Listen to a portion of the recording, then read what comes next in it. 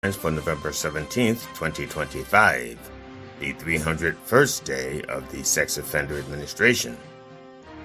The U.S. military conducted a strike on another boat accused of carrying narcotics on board, killing 3 people. United States Southern Command announced on Sunday. It was the 21st such strike, bringing the death toll to 83. This is Trump's latest effort to secure Nobel Peace Prize because he thinks blowing boats to pieces is noble. 4 law enforcement officers were shot Saturday morning while responding to a domestic violence call at a home in a rural area of South Topeka, and a 22-year-old male suspect, Stephen M. McMillan, died of gunshot wounds at the scene. Thanks to Trump's tariffs on imported violence, the demand for domestic violence is increasing. Federal agents have started making arrests Saturday in Charlotte, North Carolina, as Border Patrol deployments began in the city. Local officials are urging their community to remain peaceful. In preparation for peaceful protests, locals are buying Subway footlong subs. New York Jets cornerback and special teams contributor Chris Boyd is in critical but stable condition after being shot in the abdomen early Sunday morning, according to multiple reports. Boyd's chances of recovering have to be better than the Jets' chances of winning a game. This has been the Dr. Reverend Jelly Roll with headlines and punchlines for November 17th, 2025, the 301st day of the Sex Offender Administration. Join me live at the Church of Last Resort Sunday mornings at 9 a.m. Eastern Time on MindDog TV. The opinions expressed on this program are those of the host or guest and should not be interpreted as statement of fact. Somebody turn my Independent lights out. fact-checking and corrections are encouraged. Can we get a cup of coffee in here, please? Whoa, turn the lights way on. Wouldn't way on. I'm way on, way on. Way on, way on. Don't forget, there's buttons that need to be pushed. Don't forget. Damn, it's cold this morning.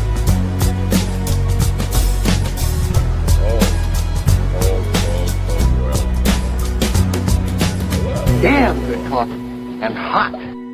That's right. My dog is your mind's best friend. Yeah.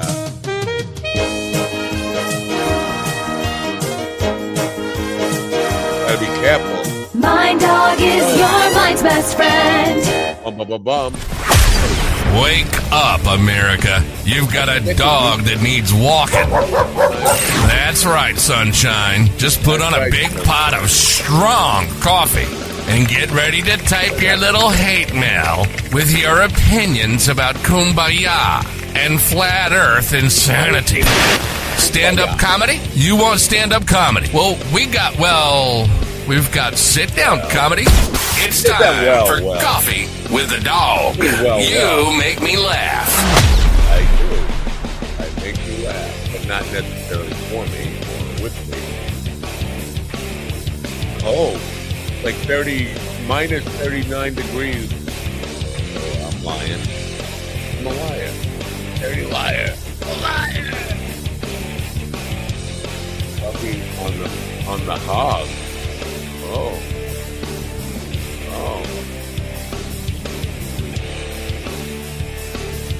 Would you like many viewers? No. Good morning, folks. I stand before you, a changed man. It is Monday. Well, I don't even stand before you. I take that back. I sit before you. Monday, November 17th, 2025, according to the Rev. Anyway, coldest winter is here in New York, Long Island, New York. Winter is here. It's very, very chilly, and I'm not loving it. But you know what? I'm a man of faith now. You believe that? I know you don't. It's hard to believe. Well, I had a wonderful. I hope you had as wonderful a weekend as I had. I met some really cool people. Did a lot of painting this weekend. A little bit of music, a little bit of painting, a lot of painting. Met some really diverse people, wonderful people, families, church groups, and whatnot. And I'm grateful. I'm grateful for the opportunities that I have had to meet some wonderful people. Now, what the hell am I saying? Chains, hey, chains. I don't want to be a preacher here. I don't want to be a preacher. At 2025. I don't want. We already have a preacher. Yesterday, in my Facebook memories, from 7 years ago, a message that I wrote to my wife. It was Bible scripture. She's big on that stuff. Says, therefore, I tell you, do not worry about your life, what you will eat or drink, or about your body, whatever you will wear. It is not life more than food, and the body more than clothes. Can any one of you be worrying add a single hour to your life? That's a Bible quote from the book of Matthew. And I don't know what was going on in my life that I decided to share that with my wife 7 years ago, but I reposted it yesterday. And I was telling her about it because with all the things I was doing, I was worrying myself, ruining my day by worrying at all, but just like anxiety over the party's not going well, over driving in Queens, first of all, which is not a fun thing for me. So I told my wife about that yesterday as we were leaving, because yesterday I went to do my first glass party, and I was trying to tell myself not to worry. It was going to be all right. Everything's going to be okay. And so I drove to this, not to Queens, I'm thankful on that, this area of Long Island, and was bringing back some memories because I used to hang out in this area, and very worried about the outcome of the party. The party went well. The family was unbelievably nice to me, which, you know what? Generally, when I'm not playing music, nobody, and why would they be nice to me? I wouldn't expect it, but they were just wonderful to me. And 3 generations, grandma and mom, whose birthday it was, and then the kids. The grandmother came over to me at the end of the party as we were cleaning up, and she said to me, "Do you believe in Jesus?" Yeah. She said, "I want you to stop worrying." Well, what? Huh? And she started to give me this whole thing about, um, worrying doesn't add anything to your life. All it does is ruin your day. Things are going to happen. But she said to me about this politics and stuff, and like she was reading who I am. She said about this politics and stuff. It's all happening for a reason. You just have to have faith that there's a plan in all this stuff, that there's nothing you can do about it to change evil. She said, "Do you believe in good and evil?" I was like, "Yeah, this is who I am. I question good and evil all the time." She said, "Well, let the evil people have their run and have faith that there's a plan, that it's all going to work out." While she's saying that, her husband's going off to get a Bible. He comes back with, "Therefore, I tell you, do not worry about your life, what you will eat or drink," the whole thing. So there you go. Wow. So don't worry. Don't worry. Now, as the Rev did not allude to in his news this morning, did not allude to the fact that Donald Trump has done a bit of a reversal on the Epstein stuff.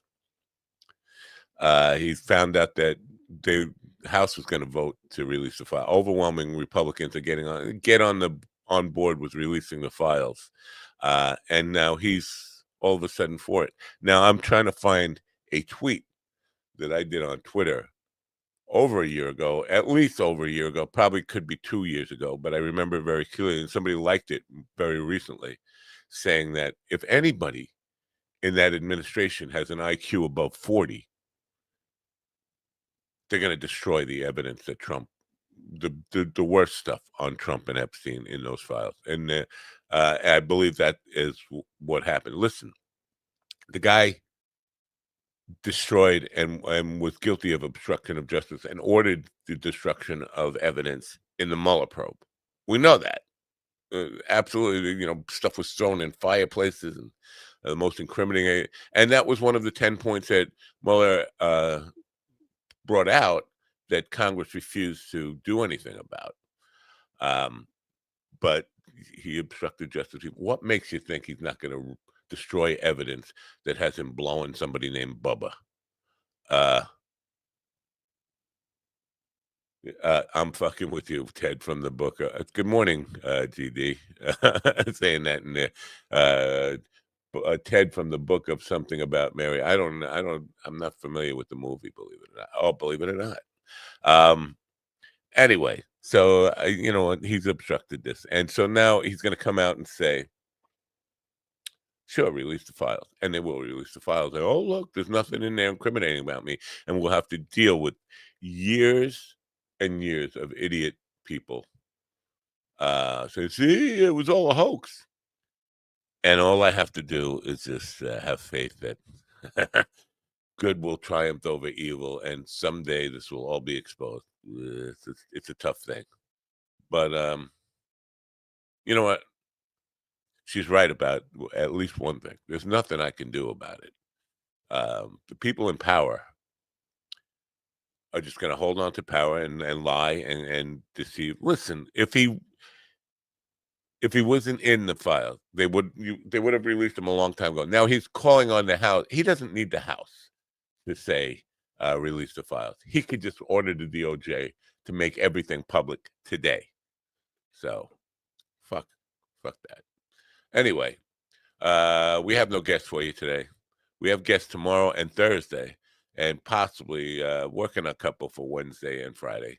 So that's what we got. We got no guests. We're just going to talk nonsense here today, me and GD, which we do quite often lately. But in the meantime, this show is brought to you by me. Yes, me. Order a custom painting for the holidays. It's not too late.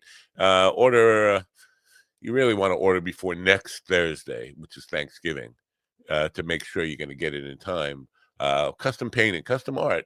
Art is, art is what brought me together with some great new people this week. I would not have met them if not for art, for their love of art and the experience of art. So art matters.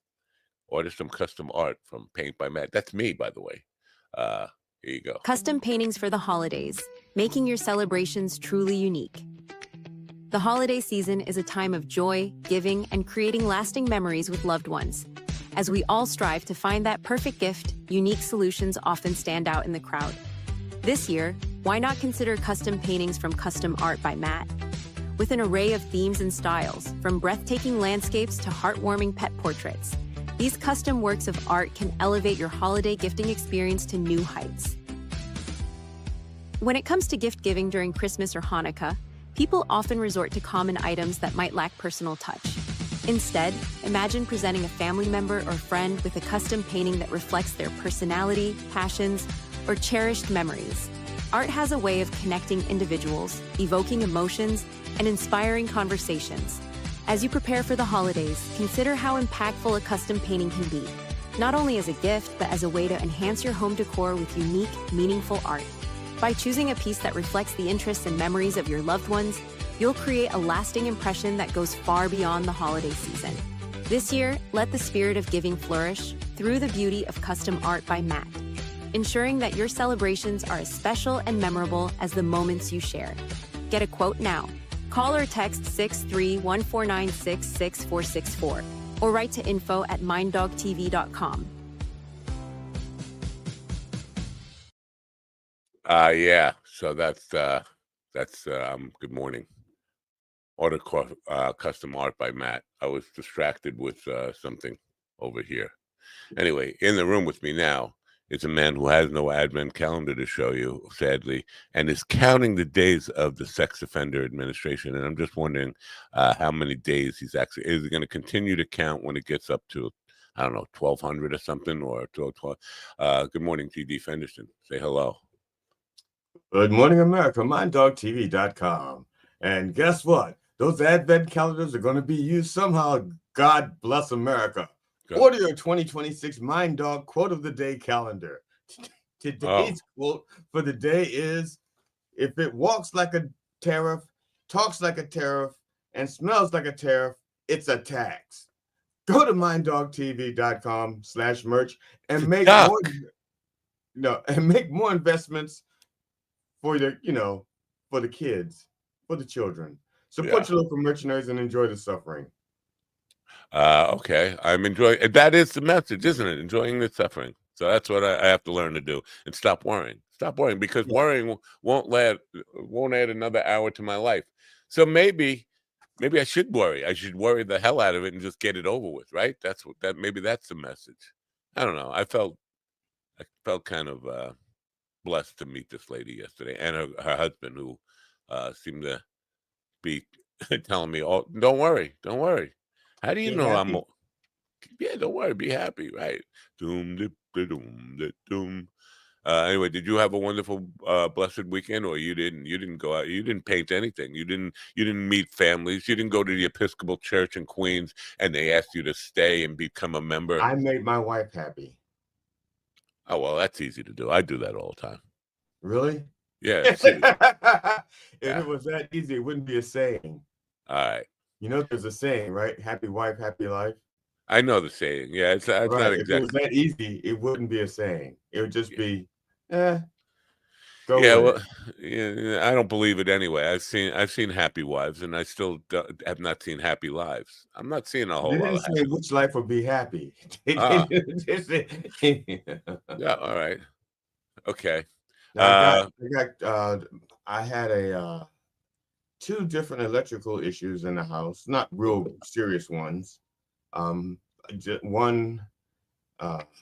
my exterior light, the switch that controls it, burnt up or something. It just stopped in the middle of the night, so I had to replace it. And the light in the kitchen above the sink, that went out, and that's one of those funky recessed lights.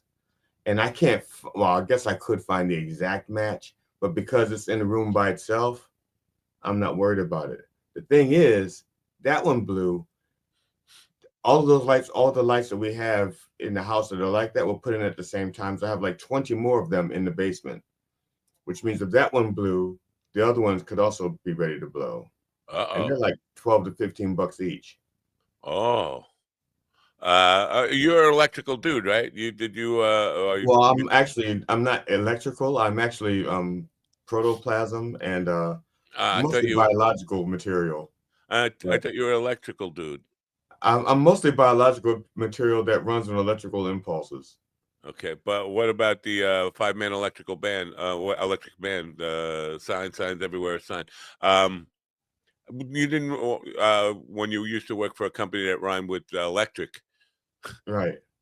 You didn't. You weren't an electrician or something. Wiring dude. Well, I'm not. I am not a certified or a master electrician or anything like that. I am what people call, I guess in the old days they would have called me a Renaissance man. Now I think they call me a polymath. You look Polybius, Polybius, I think. Yeah, Polybius. Yeah, I think I'm a Polybius. No, Polybius. Yeah, Polybius. I have many talents. Are you getting excited? Yeah, I'm getting excited. Are you excited for the big show you have coming up Wednesday night? I am terrified and relieved. What do you mean? Terrified? You're worried? I'm always terrified. I'm always terrified before. Now, let me read you a little Bible passage if I can. I don't need the Bible. Therefore, I tell you, do not what? What do you mean? It didn't. Look, it says don't worry. It doesn't say don't be terrified. Okay. Same thing. Worry, no, terrified. It's not. No, no, it's not. Maybe I got it wrong because I was feeling a little terrified, but I call it worry. I don't know. No, I don't call terror and worry the same thing. No, you would say somebody who is terrified is not worrying at all? I'm not worried. No, sometimes it's just scared. I'm always scared before I take the stage. Wow. Elvis had that. I got a little stage fright still, but not like it used to be. I used to have panic attacks and stuff. Well, I have bad dreams. Oh yeah. I have bad dreams that go for like a week or two before, sometimes longer. Depends. It depends. Now, the dreams get less and less as I get closer to it, and I start finalizing things. Like I printed up my set list last night. and I that can't believe helped. you have a set list. Yeah, as soon as I printed up the set. Now I had the set list in my computer, and I look at it all the time. But because I didn't print it up, it's not finalized. My set list is not finalized until I print it up. Because once I print it up, I'm not changing it. Well, I hate set lists. I haven't worked with a set list in probably 40 years. And because how do you know where the audience is going to be at any Well, certain point? You gotta, the reason I use the set list is because I have too much material, and it helps my mind focus. If I go up there and I'm just going, I'm going to do, I literally have too much material, and then I might get comfortable and start doing the same stuff over and over again. And I don't want to get into that rut either. I want the show to be interesting for myself and for the audience. And and I also want it to be interesting for my wife, because my wife comes to just about every show. And I want to at least, and I want to, I added some jokes last night that I'm not going to have a chance to practice anywhere. I wrote them last night or this morning. I wrote one this morning, wrote one last night, and I inserted them into the script. And I said, I hope I remember them. And but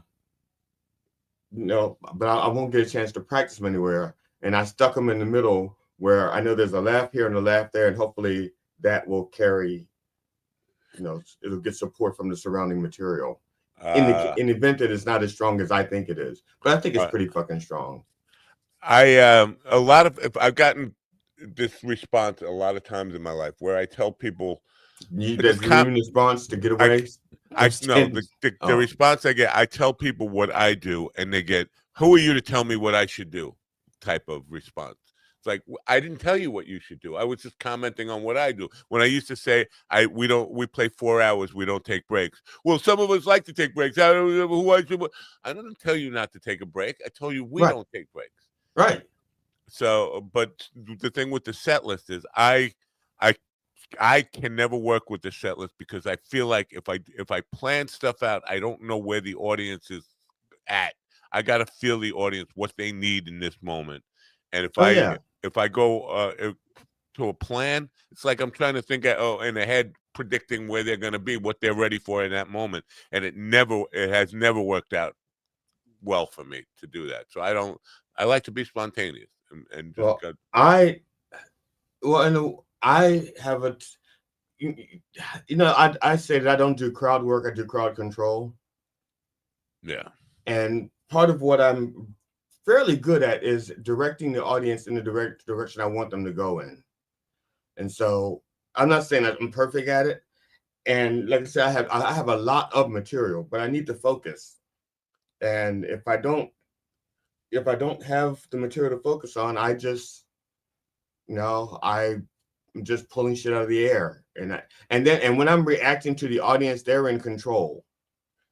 And so you have the set list written out somewhere, like, and you're reading like no, it's a reminder, because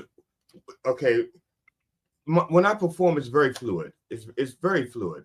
And so sometimes something will happen in the audience or in my head while I'm performing, and I'll go off on a tangent. I need my set list so I know where I'm coming back to.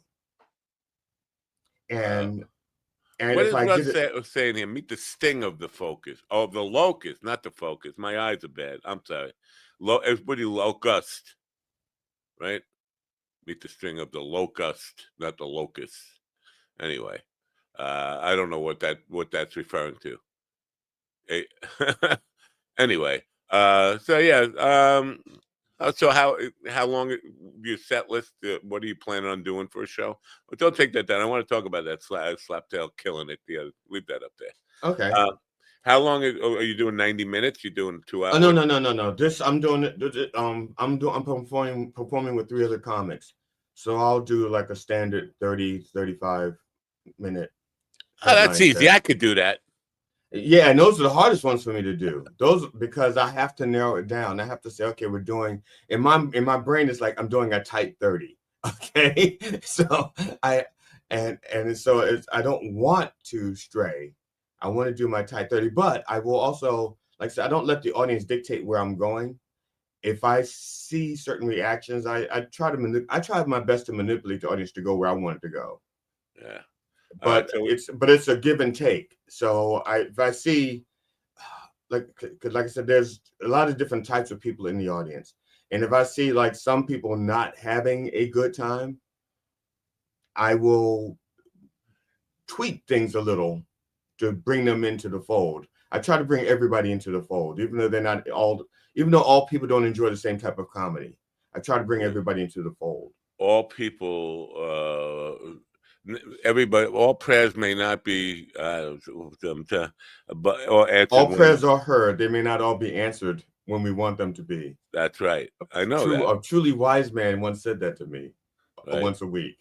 All right, let's move along to this strange thing happened to me this week. And this is Slaptail saying this, by the way, for people on the radio. Strange thing happened to me this weekend. I think I may have killed at the show I was on. But he carries a gun. I mean, what the hell? It's easy to kill if you carry a gun. Yeah. Try doing it unarmed. Sometimes you accidentally kill and you're not sure you killed. But so I think I may have killed. I would induce from that statement that there was a lot of laughter going on. I mean, that's but why wouldn't you be sure that you killed it? See, the thing is, when you think you might have, I can understand thinking you might have bombed, not having bombed, because people sometimes they don't express themselves. They don't. Yeah, they internalize it, and then afterwards they're like, "I was really moved by what you did, and that was really funny." If you killed, you would. I think because the crowd that's what suggested to you in the first place. They were real. I mean, if they were laughing a lot, then you killed. Well, we don't know his criteria for what killing is. Also, I know. Yeah. So I mean, it may be like, for example, okay, and I'm not equating this to Slaptail at all. The very first show I did as a comedian, in this 11 years ago, it was our graduating class, and one of the guys was so bad that they were laughing at him, not with him. But because they were laughing at how bad he was, he walked off the stage and went, "I killed," because he had no concept of why they were laughing. He was just so bad that people started laughing at him. Huh. But in his mind, he killed. And the rest of us... You said graduating class. Of what? What? It was a boot comedy. I took a comedy boot camp class. I didn't know that. This is the first time I'm hearing that. How could you not have? I've heard talked about it quite a bit. No, you haven't. Yeah. Oh, yeah. I think you were talking about that on another show. No, it was on this show to you. As a matter of fact, you said to me, "Which comedy boot camp class?" And I said, the Bermuda. Now I can't remember their name. Bermuda something. What? Bermuda something. I have talked about it on the show. I guess I have to mention it. I guess I do have to mention because I don't. And you just failed to mention it. Yeah. To mention it. Yeah. Yeah. You got to mention it. All right. I did not said comedy boot camp. How long was that? That was 6 weeks. Oh no, God, Paris no. Island. No, it was. I think 3. It was a long weekend. So it was like a Friday, Saturday, Sunday. Yeah, Friday night, a Saturday, and a Sunday. The show itself, I think, was on the following Friday. But we had 3 days of working on our material, I guess, and then a few days of rehearsals. Maybe, yeah. Wow. Yeah, I think so, something like that. Wow. And do you remember what the fee was for this thing? What you paid for? I didn't pay for it. Oh, you got a scholarship? You went on. I got a scholarship from my wife. A full ride. Oh, a full ride. I got a full ride from my wife. Wow. Because, this was before. This was your introduction, or had you been doing open mics before this? Why don't I know this? Nope. Wow. I had done, well, like you, I was a musician. Only you still are. I don't consider myself a musician.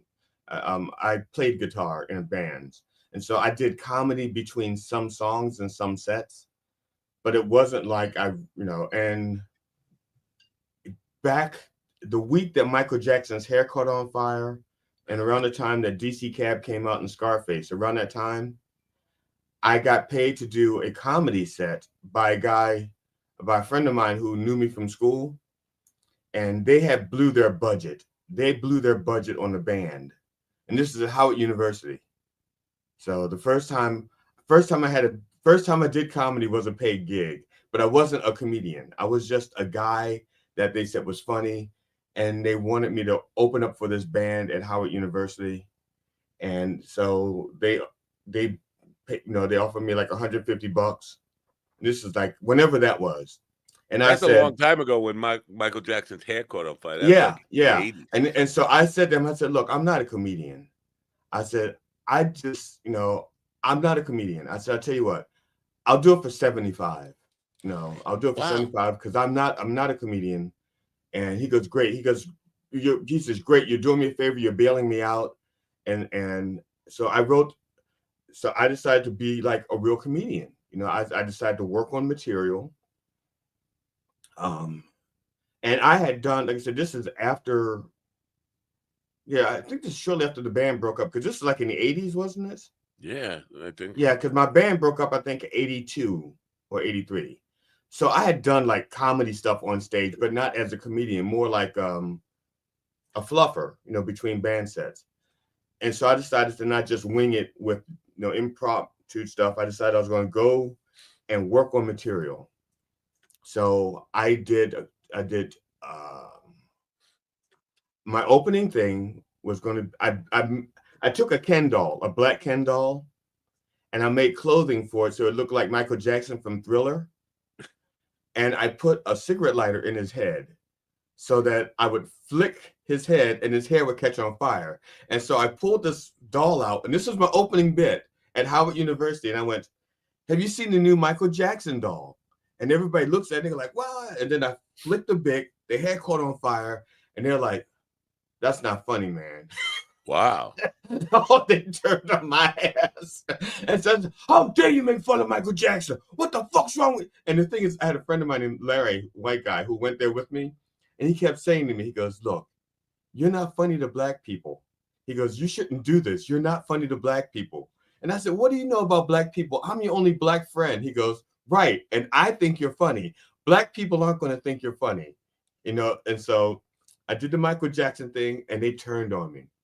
And so the next thing I did was I built my material on, like I said, 2 movies came out at the same time. DC Cab and Scarface. And I said, I only had enough money to go see one of them. So I said, which one am I going to go see and write the material on? I said, DC Cab, fuck DC Cab. That's a terrible movie. So I saw more potential in Scarface. So I snuck a tape recorder into the movie with me. And I recorded the audio from the movie Scarface and, watched the movie. And I went home and I did impressions and wrote material about the movie Scarface. And so I had these impressions from the movie and everything that I worked on. And so that was the thing after the Michael Jackson. I was going to open with Michael Jackson and then go to Scarface. And I was performing, again, this is like, I was doing like 20 to 30 minutes. Yeah, I was doing 30. I was paid to do a 30-minute set. First time doing comedy. It's a 30-minute set and I'm paid $75. So I said, okay, great. The Michael Jackson thing didn't work. And I said, how many people here saw Scarface? There were 300 people in the room. Not one hand went up. Not one hand. Nobody had saw Scarface. Wow. And I went, really? What the fuck did y'all go see? And one guy goes, DC Cab. I said, DC Cab. I said, what kind of fucking moron would go see DC Cab? Oh, see, no. Apparently 300 fucking morons went to go see DC Cab. See, I think it's always a bad idea to insult your audience anyway. What kind of... Look, I didn't, like I said, I wasn't really a comedian then. I hadn't studied. I don't care if you're like a poetry reader. It's not a good idea to say. I'm not against, you know me, I'm not against insulting people. But when they're there, you're counting on them to kind of support you for the next half hour or whatever you're doing, even if it's Right. 10 minutes, whatever, for the next 30 seconds. It's probably not a good idea to come out and insult. Well, I look, and the thing is, the Scarface material probably would have held up even to this day because one, Scarface was a good movie, especially when you compare it to DC Cab. How many people are still talking about DC Cab? I don't even remember DC Cab at See, all. and that was my point. At the time, I said I have to make a choice. Which one of these two movies is going to be more impactful, better to write about? See, And maybe if you knew somebody who was black, you could have asked them. What yeah, I could. I should have. I should have. And the funny thing is, I did have black friends and family. I could have asked them, but I just went on my gut feeling. I said, "This is what I know." And then, so now I'm dead. I'm out of written material because and I still got 29 more minutes to go. Wow. So I look over at my friend Larry, and Larry is scared because he's thinking if I do bad, he's the only white guy at Howard University. He's done. He's not making it off campus. Wow. But how does a white guy get into Howard University? well, you can get it on scholarship because you'd be a minority. But he was there as my guest. Oh! He I thought he was in the audience as my guest. A DEI house scholarship. Right. Now there were white chicks there because there were black guys there. So obviously there were white chicks there, but there was only one white guy, and that was my buddy. So Michael Jackson's hair caught on fire January 27th, 1984. Wow, that's 41 years ago. Wow, that's a long time ago. Yeah. Now I feel even older than I did when I woke up this morning. So I'm just thinking Harris wasn't at Howard University. Kamala. I don't know when she went. Huh. I don't know when she went because I'm a little I'm bit older trying than to her. think 41 years ago makes probably as close to around, I don't know how old she is, but she doesn't seem to be my age. She's younger than me. I think she's 60, maybe. Yeah, possibly. Wow, imagine that. You might have performed for somebody who never got to be president. I performed for plenty of people who never got to be president. No. Yeah, I will guess that seeing how I know the names of all the presidents, well, not all in my lifetime, I know everyone who's been president, and I haven't performed for any one of them. Try to think, maybe. I don't know. Because I did do lighting for Bill Clinton, but he wasn't president. It was before it was on the campaign trail. We did lighting and sound. I was just in charge of the lighting people. Really just a big spotlight is, white lights for the stage, two really diffused big spotlights as well. That was a good paying gig. Those are great paying gigs. If you're in the AV support business, hook up with the politicians, the DNC or the RNC, and do those shows. No, Trump don't the RNC. Trump stiffs his people, so you don't want to do that. Remember, we complained the microphone. Oh, we're not paying the bill. We're not paying the bill. Fuck that. Right. He'll look for anything. I have a cousin who does that at restaurants to this day. She goes to a restaurant and she always gets she goes, like, she'll order something and she'll eat like half the steak and go, this steak was way too tough. I can't enjoy it. And they'll take it back and get her another steak. And the first steak was just fine. Okay. But she complains about it to bring her another steak, and then she'll eat half of it and take the other half home. Oh, I thought you were going to say, well, I ate the whole thing, but I'm not paying the bill. It was terrible. Yeah, and sometimes she gets all of the meal taken off, but she does it a lot. A great deal. In your little story there, you brought up something that I've been wrestling with, and it's winning. You were offered $150 and you took $75 for the gig. Right. I struggle with this because pricing. I got asked recently for one of these gigs that are proposed for January, what I get, and I'm thinking, what price do I? Because I don't have a pricing sheet. I go off the top of my head, like what? Right, exactly. That's the same here. Yeah. And I know they have the funds. I know what they pay other people. So I'm like, do I go with what I feel like I want, or do I kind of undercut it because I want to get the gig? and it's a tough thing for me. So, you know, I know they paid $1,000 for people who are not as good as me. $1,000 for a more acoustic guitarist and singer songwriter or whatever. And I'm thinking, do I ask for $1,000? And I end up punking out, saying out for 500. Like, what the hell? What? And to me, it's something I don't know where the insecurity of not getting. I should just be willing to say, fuck it. The gig's not important. Get what you're worth, or don't take it at all. But that insecurity, I think a lot of people do that. They undersell themselves.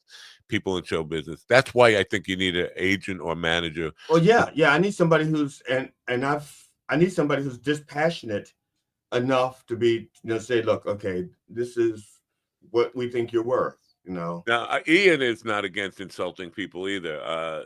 Right away, he just says, GD doing comedy. Now, that's a good joke. Now, see, that could be construed as evil or mean or just like, I don't know.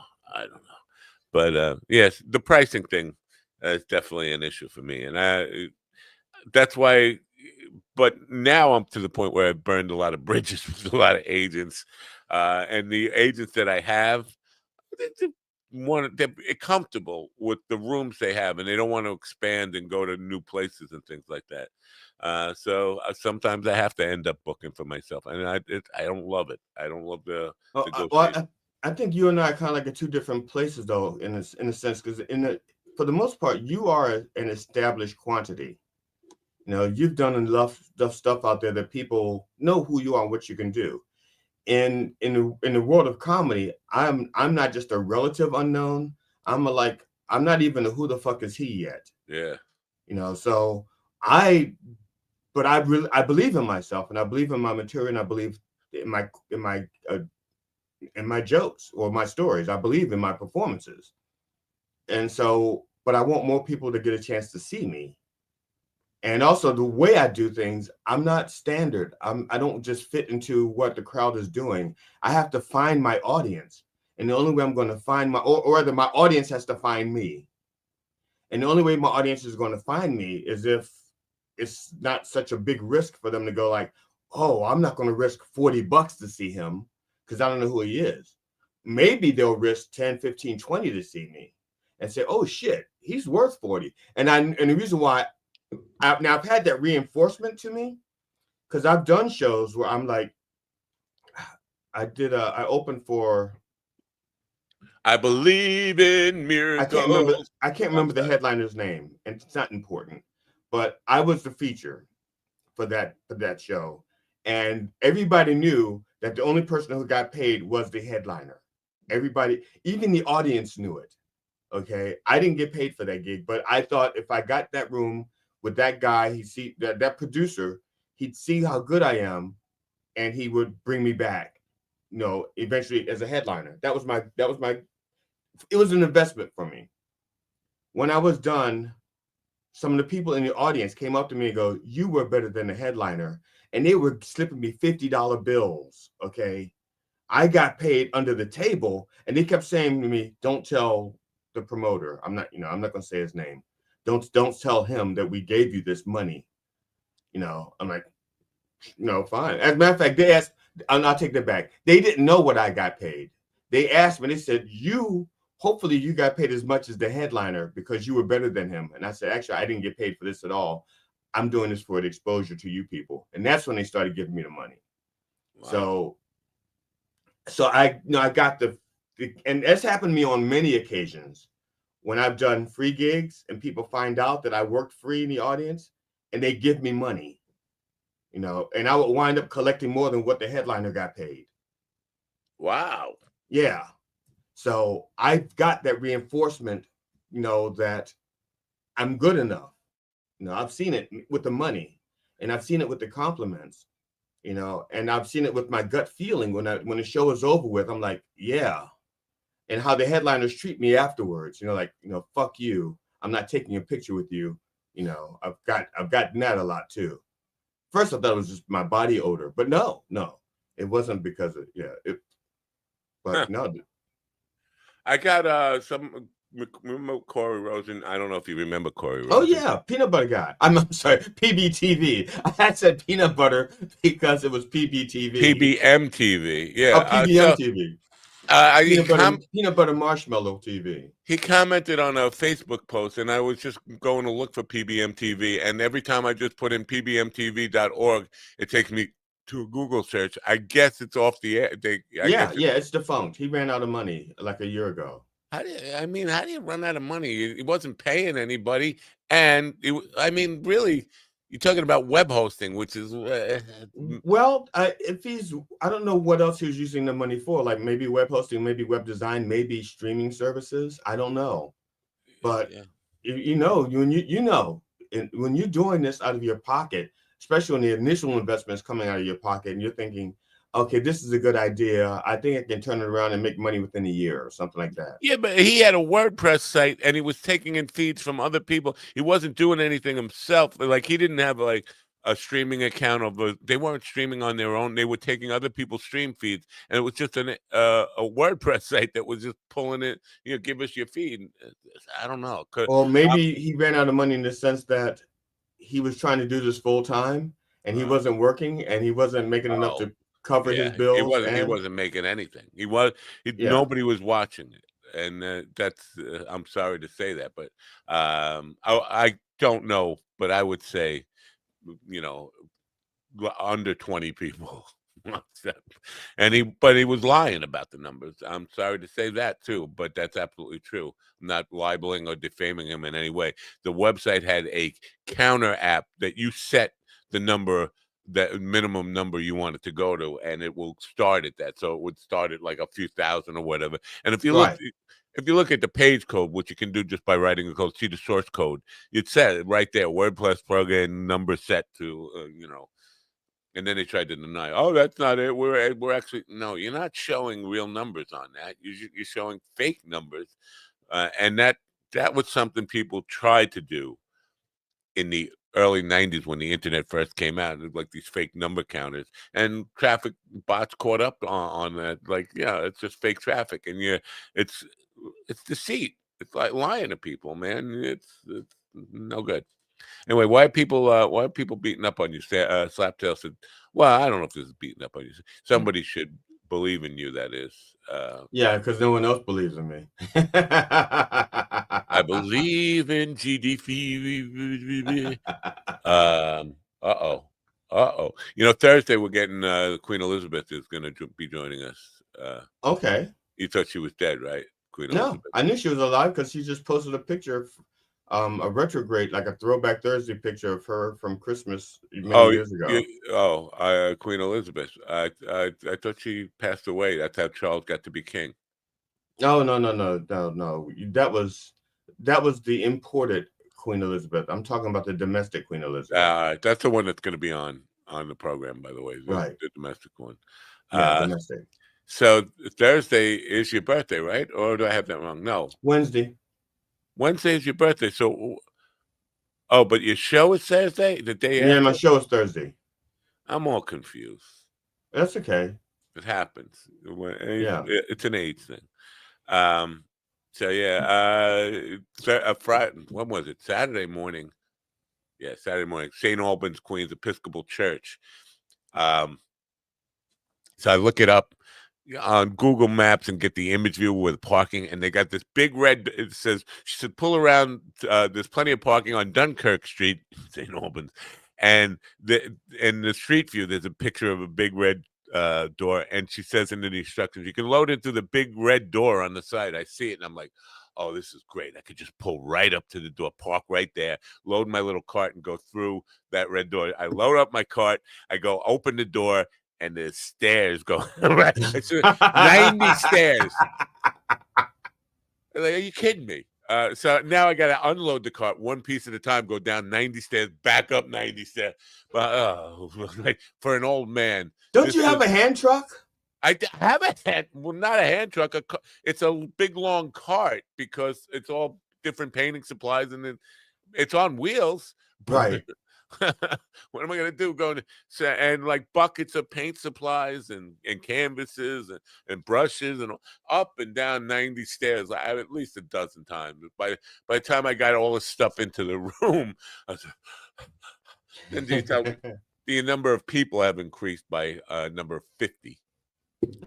So basically, and they don't hire an assistant because they don't know this. So basically, they send you to a thing where you think you're going to be doing it for 30 people. It ends up to be 85 people.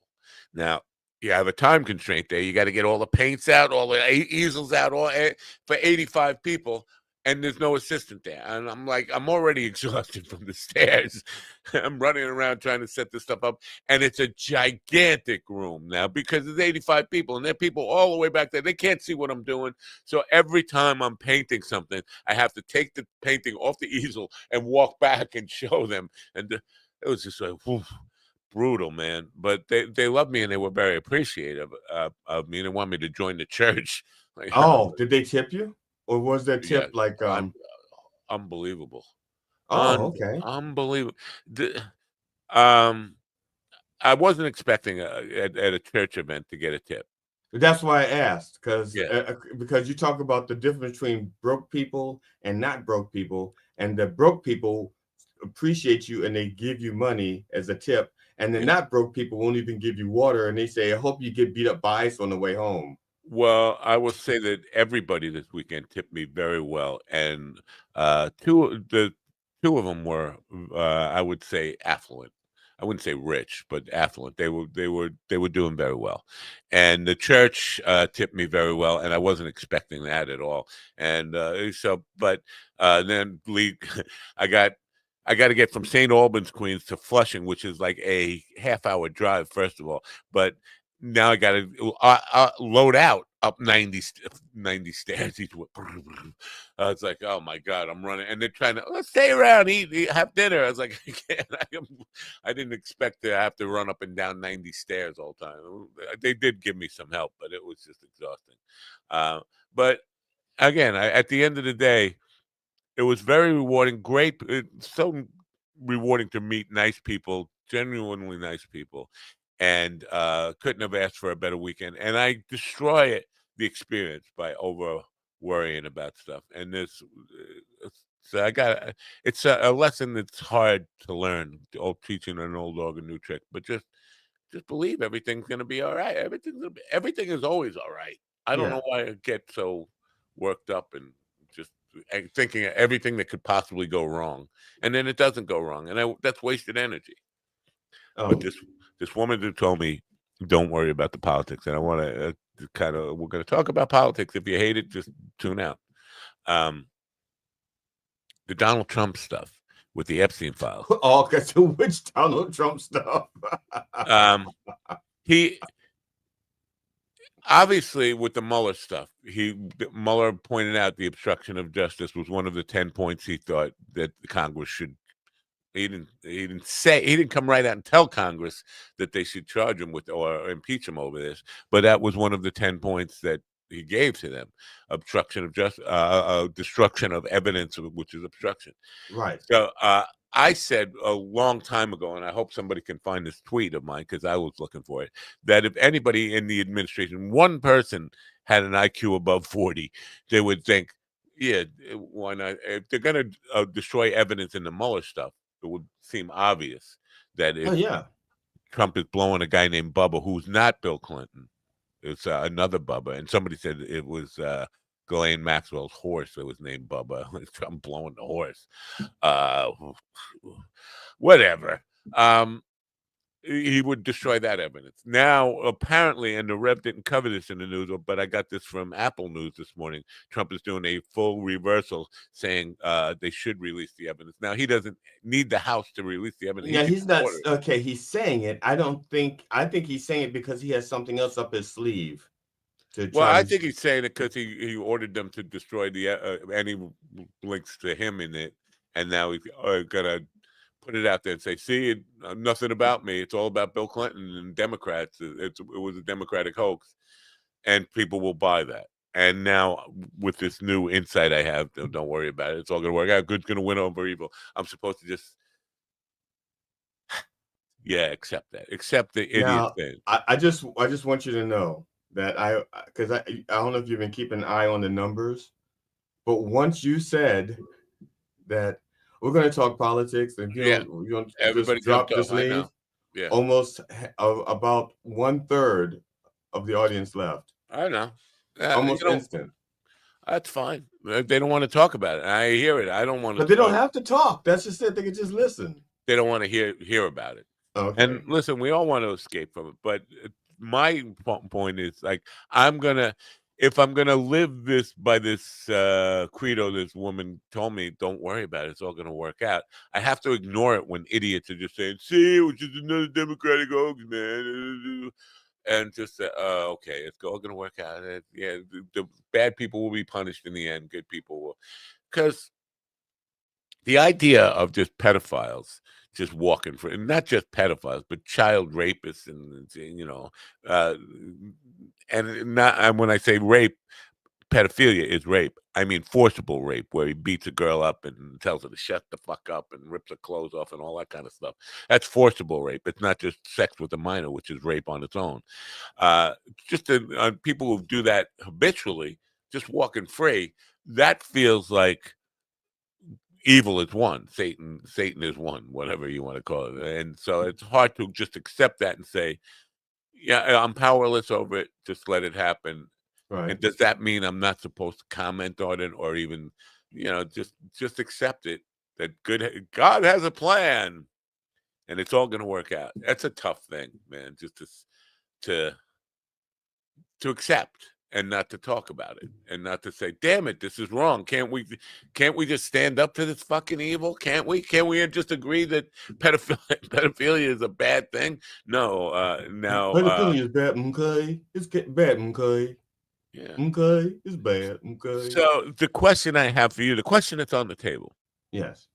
We have Marjorie Taylor Greene, who has kind of become the enemy of Trump. Thomas Massey. These are all people within his party. These are people who are loyal to his agenda. They have become enemies. When these files come out and all of Trump's stuff has been somehow taken out, do they get welcome? Do they try to get back into his good graces? And would he welcome them? That's the question. Do they become back into the cult after this stuff comes? Well, there's a slight problem with Trump trying to get rid of all of that, because the Department of Justice is the records they're trying to get is the records from the Department of Justice. And there are things the Department of Justice has, basically they don't have all originals. They have like copies of stuff, like the Epstein estate recently released copies of stuff that Epstein had as well. So if the originals are still out there, it doesn't matter what the fuck Trump does with the DOJ in that regard. Yeah, there's some things that's going to be maybe some deep dive stuff like they did investigation that's not standard evidence, so they got this piece of paper and they went, oh, and then they looked at it and went, oh shit, there's a thumbprint on it and it looks like it's been handled by Elon Musk and Donald Trump. Okay, so and one side is over here, and so it looks like it was being passed. That may not be like standard information, and that's just something that the DOJ has because they investigated more about the dollar bill. Yeah. I don't think he can get rid of all of the evidence, is what I'm trying to say. I think there's some things he'll be able to get rid of, but other stuff, I don't think so. And I think that there's going to be people, whistleblowers that we've seen, who aren't going to stand for it. They're going to be the occasional whistleblower says, I know he got rid of evidence. And it's not because they love Trump or hate Trump, because they really are proud of their job. And this is what their job requires them to do. All right, let's talk conspiracy. So I'm just waiting to see. Like I said, I hate to try to anticipate what all of these idiots are going to be doing. Well, let me just, Epstein didn't kill himself. That's just an opinion. But with the cameras blinking, guards missing, or those coincidences, and then he just knew the right time to kill himself when all the guards were gone, when the cameras were off. Epstein was just that brilliant that he figured out. Well, the camera angles that they showed us is not of where his room was. Right. Yeah. So they could show all the footage they want. 19 people could have walked into his room and strangled him and cleaned up the scene. That's not going to be on camera because his cell was not on those camera footage that they released. Right.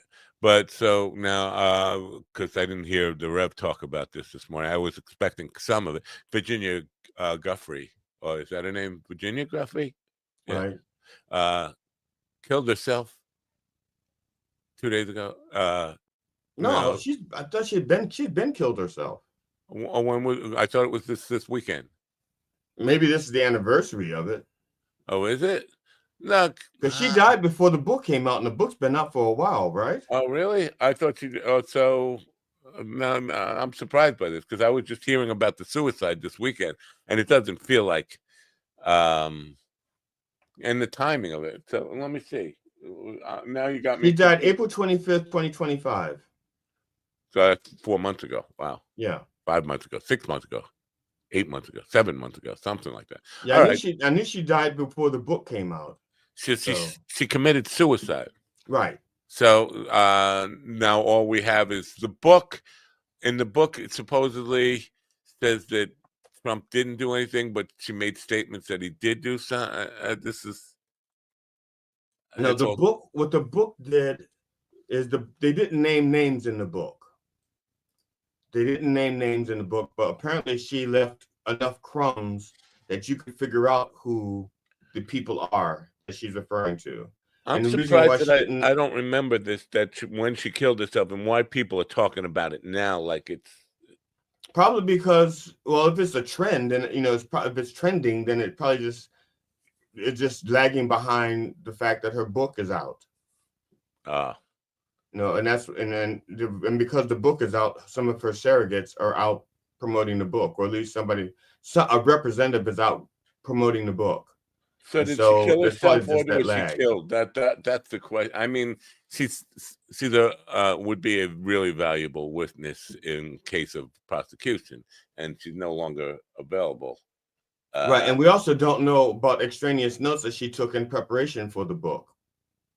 Yeah, because obviously she knows the names of the people that she's writing about, but she didn't put the names in there because her editor, if I understand it correctly, the publisher said, look, they can tie this up because their names are in here. Even if they didn't do anything, the sheer fact that you mentioned them by name, they can tie it up in court. So your book may not make it out of the court for like 10 years. So if you want your book out there, then don't mention their names. And so she didn't mention it. She just left cookie crumbs. And so I've seen a few programs where people have gone through the cookie crumbs and said, okay, here she's talking about so-and-so. Here she's talking about this person or that person. So, and it's just like the Mueller indictment in Florida, the Mar-a-Lago indictment with the documents case. There's some people he didn't mention by name, like the unindicted co-conspirators. But when I was going through it, I figured out 6 of them on my own, and I'm not even a detective. Yeah. I said, wait a minute, I know who this is. I know who this person is. And then the rest with people in the news media picked up who the other people were. Well, yeah. So if she committed suicide now, Right. if she committed suicide, she did. I mean, as far as it's been, her friends are convinced and her family are convinced it was suicide. But because I know she said she came out like 3 days before that and said, if I end up dead, it's not suicide. I'm not committing suicide. She did say that. That was a quote from her. That seems awful. If you would put in a note, forget what I said. Remember when I said that it's not suicide, it is suicide. I mean, something like that, because that is just setting up a conspiracy theory, right? If I die, it's not suicide, and I kill myself. What a fucked up thing to do to the world that is, right? Or was that planned? That's what is really confusing. Like, if you're not gonna kill yourself, you tell the world, if I die, I didn't kill myself, and then you kill yourself. That's a fucked up lie. I'm going to see. Yeah, let's check this out. Anybody in the chat room, feel free to fact check this too. I'm not going to commit suicide. I'm not going to kill myself. What did she say? Dead air on the radio. Before her tragic suicide in April, had been. Oh, what happened? Trying to speak out for years about the horror, but she didn't say. No. Where's the quote? Damn it! All right, somebody was better with Google than I am. Check that out. Fuck. I'm sorry, folks, for the dead air here. I just I want to make sure I got this right because this. Yeah, I'm looking. It says Virginia, who settled sexual assault lawsuit against Prince Andrew in 2022, was found dead at her home. Okay, in Western Australia. Guthrie said, "I'm not suicidal." 3 days before she ended up dead. And she may not have been suicidal, at least in her mind. I don't know. Yeah, I guess you can change your mind pretty quickly on that, right? Like, but that's a fucked up thing to do. I mean, the world. Oh God! What happened? You know, the reason why she was living in Australia is because she'd been receiving death threats, right? And you know, even from Ghislaine Maxwell and right. the like. And so maybe at that time she wasn't thinking about suicide, but she was thinking, she knew that there were people that wanted her dead. And so here's what she said. In no way, shape, or form am I suicidal. Too many evil people want to see me quieted. Her death was ruled a suicide 3 days later. That's fucked up. I mean, so you're kind of setting the world up to be on this conspiracy theory now. At least come out and say, I changed my mind. At least say that. Yeah, it's not a conspiracy. Don't go down a conspiracy theories. Nobody is killing me. I am actually killing myself. Or let the world off the hook on the joke is all I'm saying.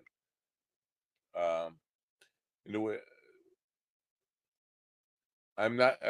Other people came out and said, if Elon Musk told Joe Rogan that like 2 weeks ago, if I end up dead, it's not suicide. I'm not going to kill myself. That's.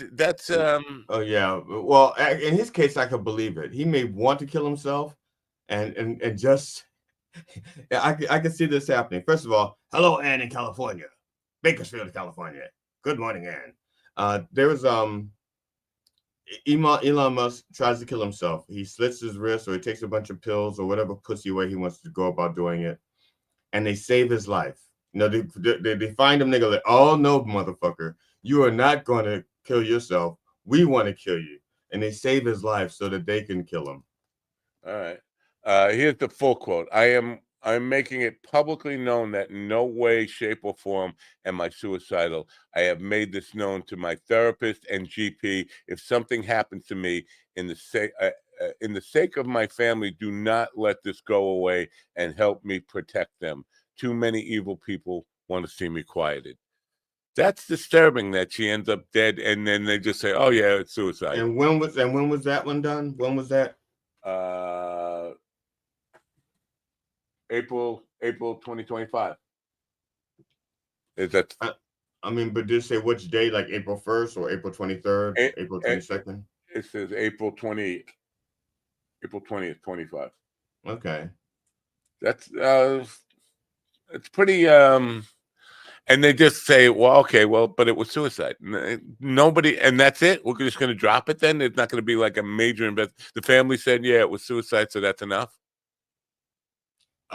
Would we do the same if it was Epstein? If Epstein said, and if I end up dead, in no way it's suicide, and then he ends up, and they just say it's suicide. I mean, this is a girl who was a key witness in the case, and she's saying that too many people want me quiet. I'm hiding out and take care of my family and don't let them get to my family as well. Now it's also, like I said, I don't know the facts. It's possible that, again, she was putting that out there and because her book hadn't been released yet or wasn't ready for publication. But once she knew the book was going to be out there, she could let go and say, okay, because I don't. My understanding is that she was my understanding from different interviews with other people who knew her is that she was suffering internally. There was a great deal of angst that she had, but she was determined to get the book out there, and so it's possible that she was thinking or saying that boy, oh boy, before the book. I don't know. Like I said, I'm just looking at possibilities because I don't have any. If she did that to fuck the world up. Well, I'm not saying she did to fuck the world up. I know you're not saying that. That's just a thought that's occurring to me. If she did that to like prank to punk the world, I think she did a good job of it. But it's surprising to me that there has been no major follow up about this. I only heard about it this weekend. I don't even remember hearing that she committed suicide. That's but to say right a couple of days before that I'm in no way suicidal, that is punking the world. It's like, at least before you do it, come out and say, you know what I said 3 days ago? Well, I was in a different state of mind then. I am suicidal now. Something to kind of let the world. But it's equally shocking that there's been no a key. It's like a Putin guy who's against Putin, and it says, "I'm not going to kill myself. Don't worry, definitely won't." And then he winds up out of a window. Yeah, he just falls. And okay, we just assume that he just fell out of the window, right? I mean, it's very unsettling altogether. So, bottom line is, I think all this stuff is gonna. I think Trump is going to skate again. He's like Freddy Krueger, even on the Epstein stuff, even with all the stuff coming out, and understand that the emails that were leaked or given to the press or whatever from Epstein to Ghislaine Maxwell and Epstein to the Michael Wolff and all these people, at the time they were writing these private emails to each other, none of them had any idea that this would be leaked to the public. Right. So this is not like a setup or a Democratic hoax or any of that kind of stuff. These emails that they were writing, they didn't intend for the public to see these. So it's not like yes. Somebody look at this. Somebody stealing Slaptail's kind of icon there. Is that what's going on here? Somebody's trying to sell viewers on Streamboo. I never even heard of Streamboo.com. But no, I've heard of it, but because a lot of them use that Streamboo thing. I heard of Stream Book. But go ahead. What are you saying? Wait. Damn it. Oh, one of the things I was just thinking, just talking about, there are people who would benefit from the void of the vacuum that would be created if Trump were removed from office or power. So let's just say, for example, a J.D. Vance who would benefit greatly. Or his handlers. Or his handlers. He's like, okay, I know Trump. He's going to try to destroy the evidence. So let me get copies of this shit. And so in the event that he does destroy the evidence, this can be leaked out, not by me, because obviously I'm benefiting, but by somebody else. Or the opposite, well, not the opposite, but along the same lines, maybe Peter Thiel is the one who's pushing this evidence leak to kind of get Trump out of the way and get his guy in. Yeah, that's what I'm saying. Like I said, I'm just saying that there's somebody. It can, like I said, I'm on board with Peter Thiel, sure. I'm on board with J.D. Vance, sure. And I'm just saying somebody who has an interest in the void that would be created by Trump being. Yeah, let's be clear here for people who are thinking this is a Democratic hoax. Trump resigned. Trump was forced out of office. The Democrats don't just take over. Right. There's like 7 Republicans in line of succession before you get to a Democrat. Yeah, right. So it's not going to happen. So it could be that, but still, all in all, it's not just Trump. It's so many, and there's a lot of Democrats in the files as well, in the Epstein evidence as well. Yeah. There's so many rich, powerful people. And if anything we know about Democrats, they will eat their own. Okay, they will throw their own under a bus. Ask any Democrat who Senator Menendez. Okay, that was the Biden administration that took him down. You know, the Al Franken, the Democrats are the ones that took him out. Okay, and he took himself out. But yeah, there was a Democrat. He showed himself out. Yeah. So, but the Republicans, they're the ones that like, yeah, I know I shot somebody in the face, but they were asking for it. Yeah, I know that I was caught in a bathroom, giving foot signals to another man, but it's his foot. I have a widespread, and then the other guys, yeah, we all have widespreads. We're Republicans, so the Democrats will clean house. I mean, even if it's reluctant, they can be shamed into doing it. The Republicans can't be shamed into cleaning house. So are you of the mindset that just let it all happen and have faith and it's all going to work out? I'm not a person of faith. I'm not a person of faith. You have no faith? I'm not a person of faith. I try to follow evidence. I mean, sure, I have things that I believe in, but I'm not even talking about God. I'm talking about. Yeah, I'm just saying I'm not a person of faith. I only in the sense that if I didn't believe that things going to work out, that there was a chance that things could work out for the better, not that they are going to work out for the better, but there's a chance that they could work out for the better, I would give up. But as long as I believe that there's a chance that things could work out for the better, I'm going to hang in there. And I believe there's a chance that Trump will pay. I don't know how. I don't know who's going to be the ones to stand up to Trump, but I believe there's a chance of it.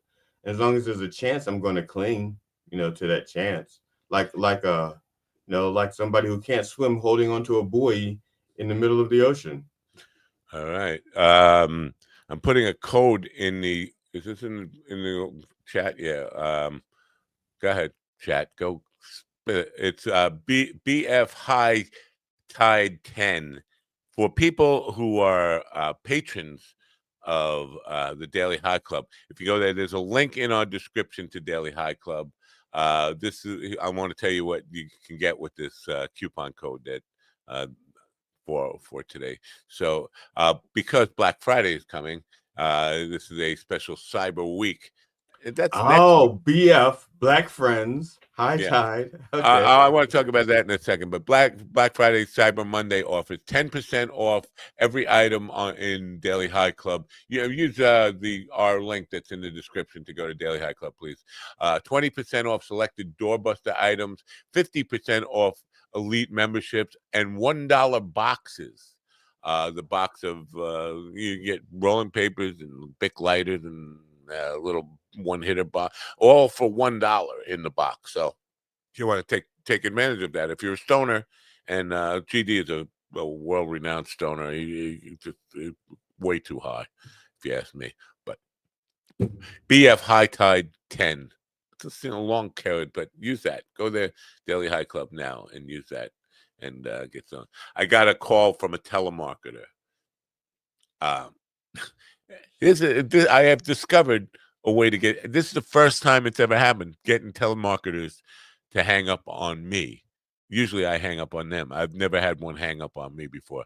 I generally don't answer the phone if I don't recognize the number because I'm thinking it's going to be a telemarketer or a spam call, something like that.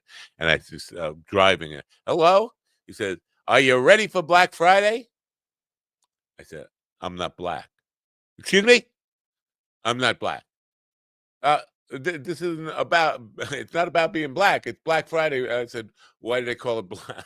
Why do they call it black if it's not about being black?" He said, "It's Black Friday." I said, "I know. Why do they call it black?" It was a pause, and he just hung up on me. He couldn't. Now the question becomes, why? I mean, black means in terms of finances in the black as opposed to in the red, but they're in the black, not the customers in the black. I don't get why do they call the sale Black Friday? Because one more thing about Black Friday. Black Friday was the day the market crashed, so that's not a good thing, right? I'm just confused. Like, where does Black Friday come from?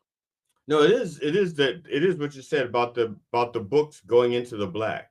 Right. That's what it's all. That's what it's about. Yeah. So, but that doesn't appeal to the customers.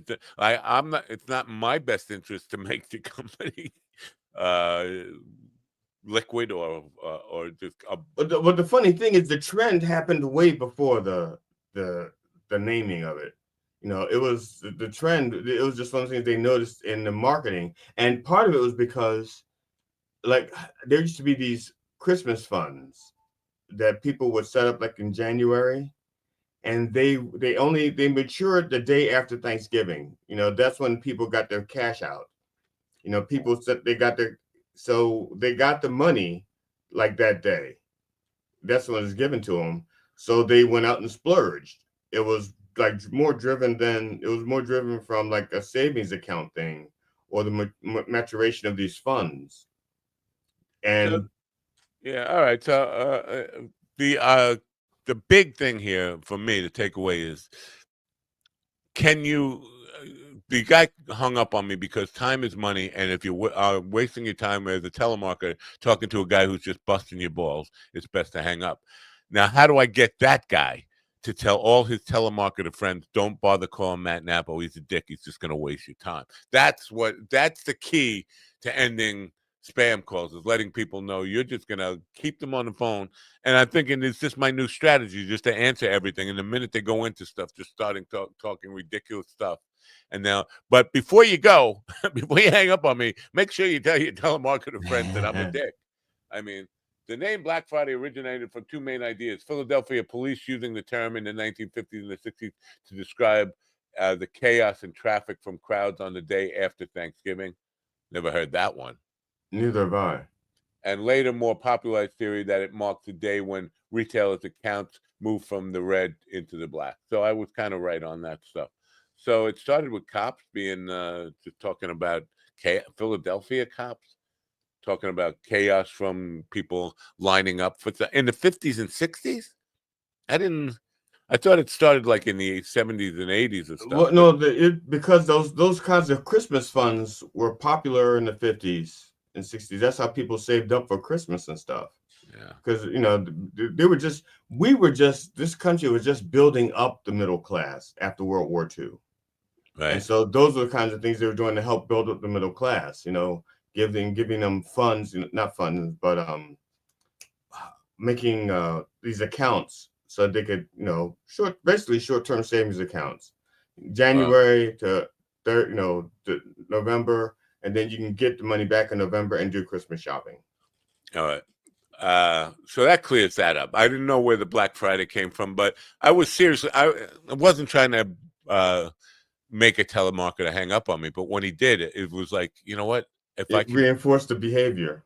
Yeah, and I'm thinking, well, now how do I get the info out there to every telemarketer wannabe that this is a guy who's going to yank your chain and waste your time? Time is money. You don't want to bother this guy because he will just waste your time. He's never going to buy from you. That's important. How do I get that on a list? Because I don't know. There was time you could get on a new do not call registry. I don't know if that's even a thing anymore. I've tried looking that up. Yeah, I think there's still a do not call registry. I just don't think it works anymore. Yeah. You know, it's like the Consumer Finance Bureau, the CFB. That's still a thing. It's just that Trump has put their people in charge, and so they're not looking out for the people anymore. Don't look out for the people. Look out for the people. On a personal note, last night, this whole show has been a personal note. Yeah, well, that's true. I'm on the gig and I get Ron saying, I watched the movie Playdate. It was a rough one, blah, blah, blah. Right. Steven reacted to it with a smiley, with a shocked face. And then you just said, just fucking with you, never watched it. Like, was this something that you thought I wrote something before that. Maybe I didn't hit send. Oh, yeah, because that's what confused me. It's like, wait a minute. Is this Ron? Because I wrote, before that I watched it. I thought it was the best movie ever. What are you talking about? Oh. That's what I wrote before that. And then I wrote, just fucking with you, never saw it. Yeah, Kevin, Yeah, let me just read what Ron said that you wrote that to, because Ron said, I watched the movie Playdate. It was a rough one. The audacity to list it as comedy makes you understand genocide. Now that I don't understand. Well, who's he talking about genocide? And Kevin James? Bad comics? I mean, that's not genocide. Well, I don't know what he was meaning by that. Well, if you haven't been around Ron long enough to watch the evolution of a joke, when you see the rawest form, there's like a lot of stuff missing between the setup, the premise, and his punchline. There's a lot of shit missing in his brain. He's already made the connection, and so he's already made the connection from the premise to the genocide. And now he's got it. Then it's gonna take him like weeks to make that connection, and then you'll see him do it on stage. Right. The thing that I'm puzzled about is Kevin James' movie career. Now, Kevin James was pretty good at stand-up. I think he's a super talented guy in the term, athletic comedy type of paradigm where he's like Jackie Gleason, like he's one of these fat guys. He's a fat guy who is very athletically inclined and can do a lot of things that you would say, holy shit. Like Farley, like Chris Farley and John Belushi. But his movies suck. The big one, this is the guy, Paul Blart Mall Cop, and they made a second one. I mean, his movies all suck. Where does he keep getting money to make more? People are paying him, give this guy money to make movies, and every movie sucks. Now, people going to see him? People are paying to go see it, or this is it's an enigma to me. How is this guy continuing to make movies? He sucks. Every movie he makes sucks. It's funny because there are some actors that have enough clout where if you give them a script and they go, okay, I like this script, but I'm not going to do it this way. You're going to need better writers, and they'll get better writers. He may not have that kind of clout where they go like, okay, we have this movie, this is the budget, and they reach out to him, and he's like, okay, I'll do it. And they can't do the rewrites. They don't have the money for it. They're on like, they don't have the time for the rewrites. I don't know. I mean, I don't know how Hollywood works, and I don't know how Kevin James keeps getting hired. But then again, I'm still baffled at tons of other people who get hired. I'm not sure it works because it Playdate official trailer, Prime Video, blah blah blah. I'm not sure anybody is approaching him. I think all these movies are his initiative. I think he's executive producer on almost everything he does, but had somebody financing it. So these are his ideas. It's not like somebody said we couldn't get somebody else. These are his ideas. I want to make this movie, and then somebody puts their money behind it after every single movie sucks. I mean, I don't know. Here Comes the Boom 2012. I never even heard of that one. I've heard of it. Again, we don't know. Well, I'm saying I don't know if there was like after it came out. Remember back in the day when we were growing up, there were movies that they knew were going to be bad in the theaters, but they knew they were going to be good at Blockbuster. Yeah. And so maybe there's that school of thought. Even though there's not a Blockbuster anymore, there is like showing it on television, especially with 400 different channels out there. And not even channels like WeTV and stuff that need movies but can't afford, some of the good ones like WeTV and MeTV and ITV. I'm going to ask Rock if Kevin James movies make any money if it ever loads up. I can't. I guess they have to be making money, right? Somebody's making money on it. Kevin, or at least breaking even. Yeah. Have any Kevin James have any of Kevin James' films made money? I can't type, man. I'm a one-finger typist. But I'm about to record but work with Alan on another episode of What Makes Us Laugh. Yeah. And this time we're talking about our favorite comedy albums. Yeah.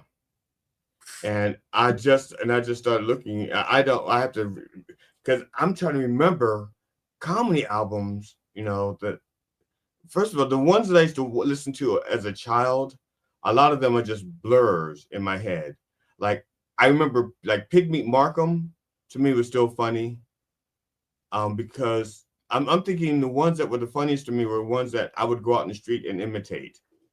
So like Mom's Mabley, um, I just said his name. It was a Pigmeat Markham. Those I used to go out in the street and like quote stuff. I think Matching Tie and Handkerchief by Monty Python. My father had a Mom's Mabley album.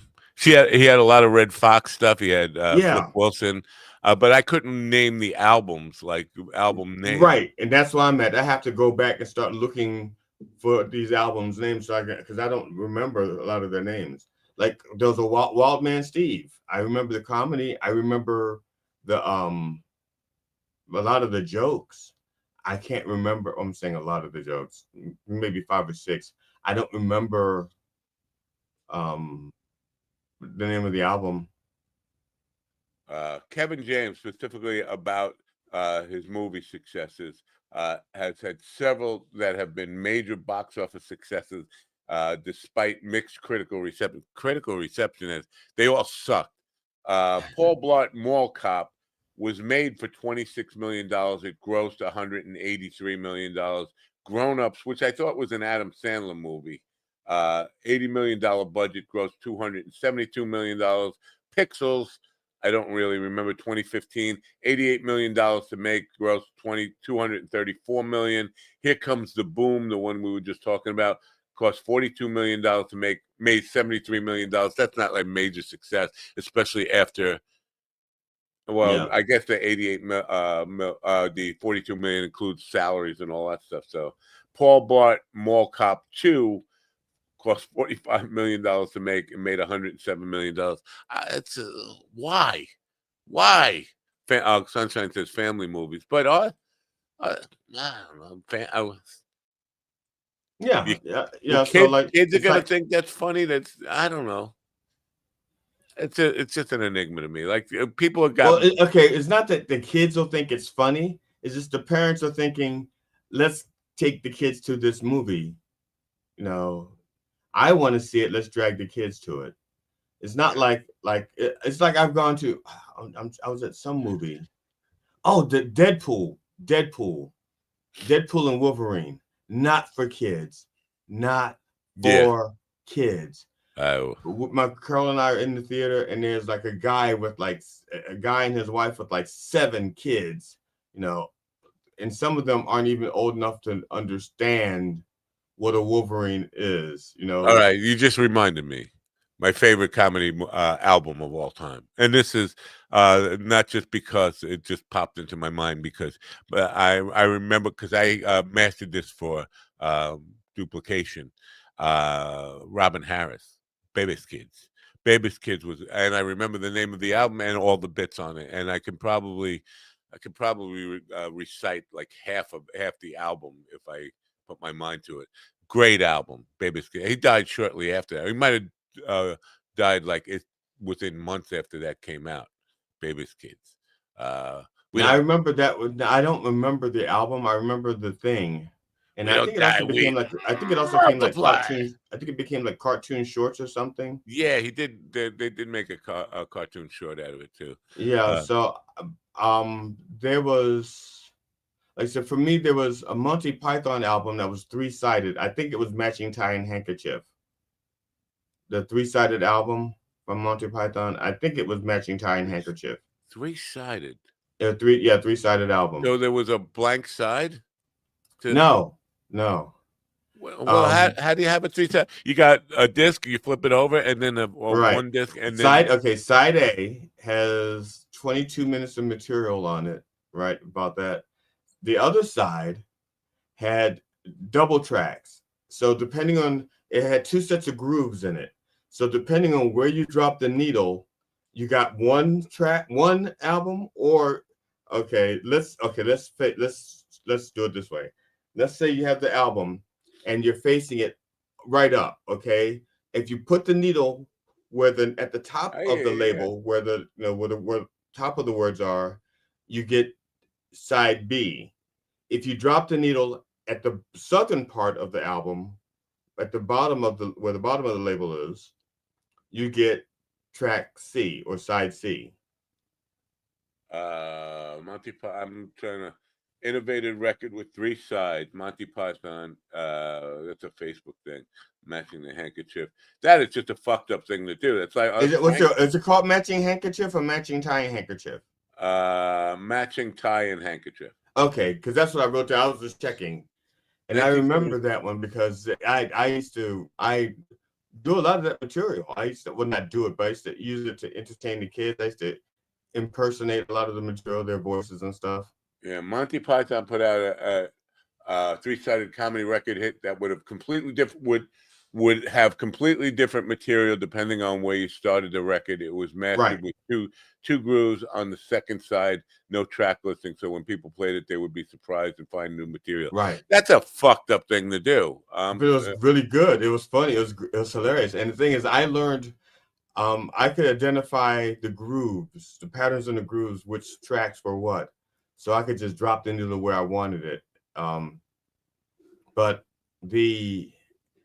and the thing is, I don't know where this is. There was one of my stepdaughter's favorite routines was like everybody in the room was named Bruce.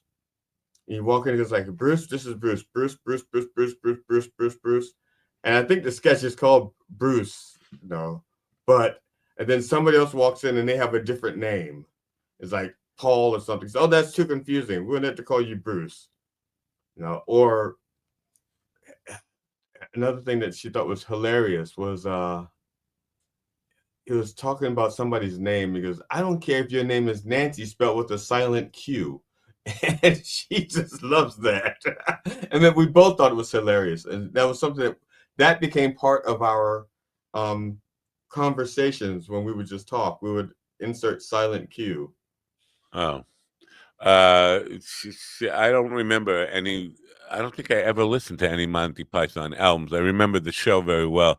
The albums that I listened to over and over again in my teens were George Carlin. First, there were 2 George Carlin, The 7 Dirty Words and Class Clown. I were ones that I got my George Carlin education on, and lots of Cheech and Chong albums from Big Bamboo to Pedro and Man at the Drive-In. Pedro and Man at the Drive-In I listened to over and over again. I don't ever remember listening to any Monty Python on record.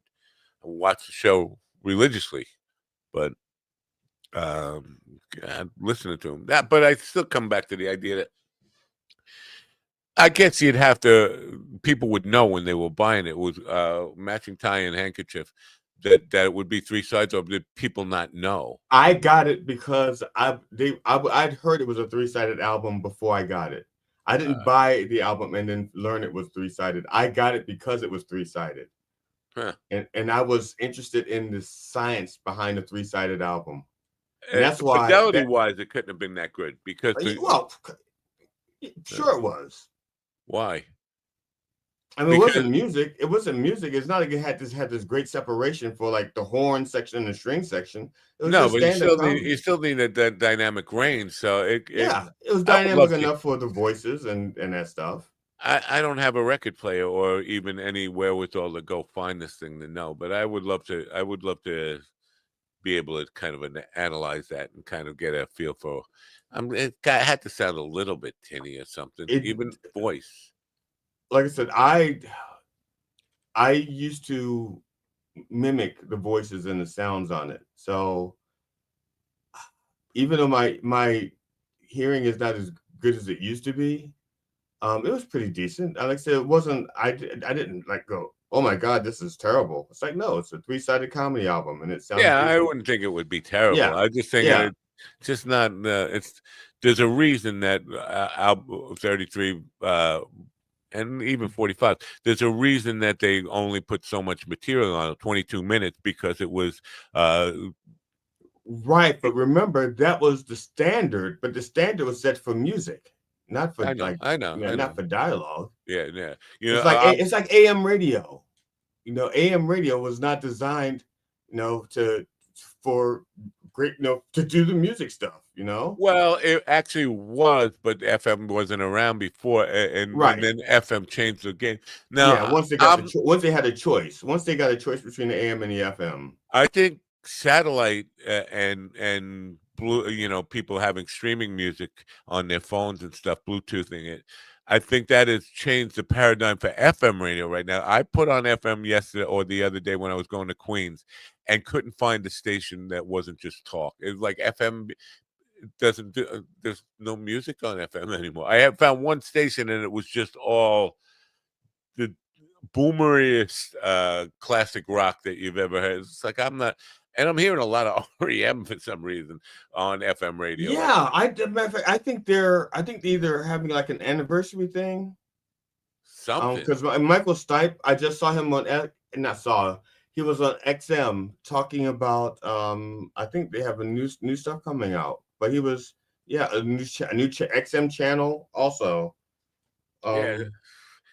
So, but FM up and down the FM dial, all I'm getting is talk. It's just like this frequency band, this FM band was made for music because it was the one thing where you could hear all the fidelity very clear. And now we're wasting it on people talking sports or politics. So there isn't enough of that on AM radio.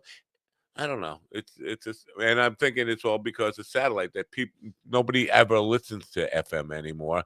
And where's the money coming from? Because if nobody's listening, advertisers aren't going to pay, and so at some point, it's just going to go away. And I don't think just taking music away and having talking heads on it is going to help keep it afloat. I don't know. Radio might be dead in less than a decade. Just wiped out. Don't even bother putting radios in cars anymore. That's where we're at. And just bring your cell phone with you. Yeah. So, but back to the Kevin James thing. Why him? Because, all right, so the family movies are family movies. You could get anybody to do a family movie, right? And is it just because of name recognition? Because well, you just said that he's producing them himself, so. Yeah, but I don't know for the fact that that he's doing all this. But if I were putting money behind something, I'd say, yeah, I like the family movie idea. Can't we get somebody? I'll put money behind it if you get like somebody who's good. That's the old man yelling at his radio. I don't yell at the radio. I just I turn it on. I go up and down. But yeah, I would be if I actually listen to it. But I just hear it's talk and then hit the seek and then find another talk station. I hit the seek and I go do that for about 2 minutes and hear every station is just doing, and then REM and then more talk. And so yeah, it's just I just typed in REM. I just typed in REM and current news, and the most current articles are like 2 months old. But I've been seeing and hearing a lot about Michael Stipe on XM radio. Like I think they're getting their own channel for a little while, which usually means they have an album coming out, like an anniversary album. Like I don't know, Michael, I was thinking about, because I did hear 2 different REM songs yesterday, and I was thinking about Michael Stipe. Is it Stipe or Stripe? Stipe. I think it's Stipe. Well, yeah. It's Stipe, Stipe. And because there wasn't a single guitar solo on any of the REM records, right? So they had this Peter Buck, I think is his name. Their guitar player he came up with parts and all this stuff. But I'm thinking about the writing process. If you listen to some of their songs, like I was listening to Man in the Moon, and it's like, how does he write that if he's not? They write together like we have this chord thing, and you're just going to put words to it and just sing along with it. Their writing process is confusing to me, especially if you listen back and think, how was the song written? I heard that one and Losing My Religion. Losing My Religion is just like, what's the chorus? That was just a dream. That was just a dream, just a dream. Or that's me in the corner. Like, which is the chorus in there? There's just like several different parts. The writing process is, it's just a weird thing. Like, he wasn't a great singer, but he had a unique voice, right? And could come up with these melodic lines. But the structure of it is very confusing if you look at it from a songwriting perspective. So, And yeah, I couldn't find it. Couldn't figure out like why am I hearing nothing? The only music I'm hearing on FM radio now is REM, something that's been I don't know, stand in the that's Yeah. No, it's funny. Michael's I think one of the most popular songs he hates. It's I don't think it's Stand. I think it's Happy.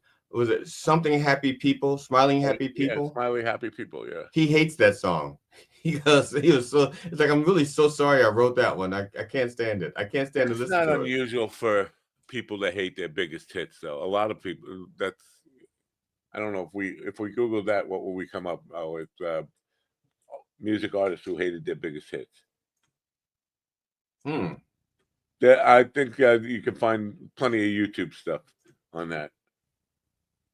I don't think I ever hated my biggest hit. As a matter of fact, what was your biggest hit? I did. I definitely do. You hate my biggest hit? No, I hate my biggest hit. I did have one hit. There was there was the song that I was pushing for trying to push for the radio was "Character by Pain," I believe. I lie when I say I had a hit. It wasn't a hit in the classical sense of a hit, but had on 3 different YouTube channels, had over 5 million downloads and streams. On Spotify, it has like 15 million streams. Called "Love Song," and it's the stupidest song I ever wrote. It's a you know what? Maybe I should. I'm going to play a little bit of it if I can, really quickly. Let me see if I find it. It's terrible, and I do hate it. But just to give an idea of how fucking hokey it was, and then it got to a point where we couldn't play a gig without people requesting it. It's like I wrote it to be stupid. It was something that because it was made for Mikey because it was stupid. Yeah, Mikey's a stupid person. I'm sorry, but that's the truth.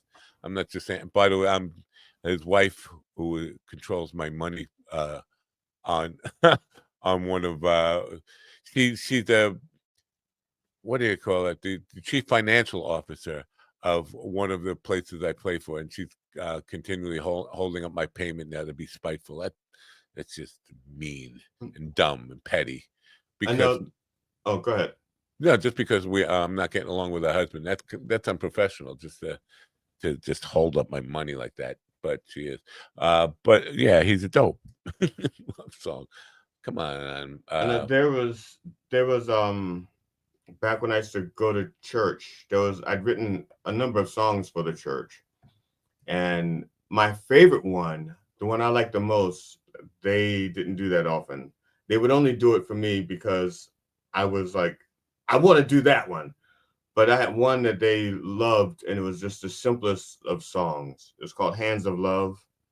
And they just loved it. It's like they wanted to, if it was up to them, I think they would have played it once a week in church. Wow. And but it wasn't, I didn't hate it. I wrote it, but it wasn't my favorite. I like things that, like I said, my favorite one's the one where I had the different time signatures, I had the 6/8 against the 3/4. You know what? Maybe speaking of petty behaviors, maybe I did something petty by taking this song off. I don't know. I'm not finding it on my own channel. Like I just delete it because I didn't want him using it. That would be petty of me, but I can't find it. So that's a love song. Wow. Could I have? Would I? I don't think I would do that. Oh, here it is. You know what? I listed it as unlisted or something because I didn't want them using it. All right, I'll back it up here, and then I'm going to share it. Back it up. Yeah, the video. The video is not as bad as the song, but it's still bad. So are we looking at the video or the video, just the song? We're going to watch the video, unfortunately. Here it is. Share, and then after you got to press too many buttons to share this stuff now. Yeah. Here you go. Here's this. Starts off with a sex scene. Yeah. Here you go.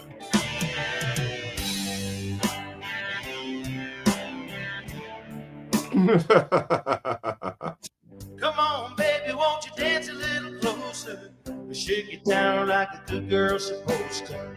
Come on, ride me like a wild roller coaster. My guns are loaded and I'm reaching for my holster.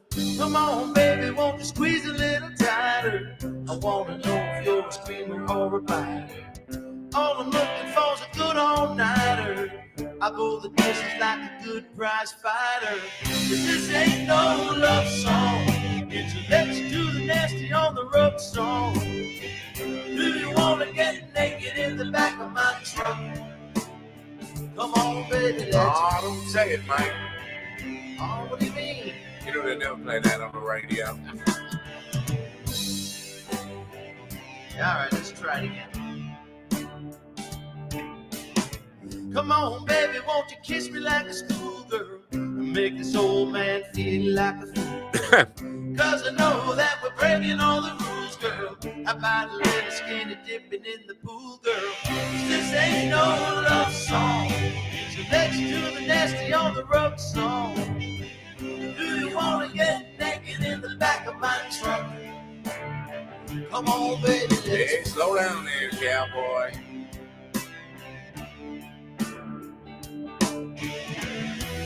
All I'm saying is what the heck? Do you wanna have sex? I guess that's one way of putting it. I agree. This ain't no love song. It's let's do the nasty on the road song. Do you wanna get naked in the back of my truck? Come on, baby, now. But this ain't no love song. It's let's do the nasty on the road song. Do you wanna get naked in the back of my truck? Come on, baby, let's. You know how you got a little one? Truck, that is. Is it a short bed? You drive a stick? Is it ram cuff? You know what I'm saying. Hey, naked in the back of your truck, is that your pickup line? I think it's stalled. Maybe you need a jump. I think you got a flat. Yeah, you know what I mean, Bubba. Bubba, he's the guy that Trump loves. Oh. Do you want to get naked in the back of my truck? Come on, baby, now. This ain't no love song. It's a let's do the nasty on the road song. Do you want to get naked in the back of my truck? Come on, baby, let's.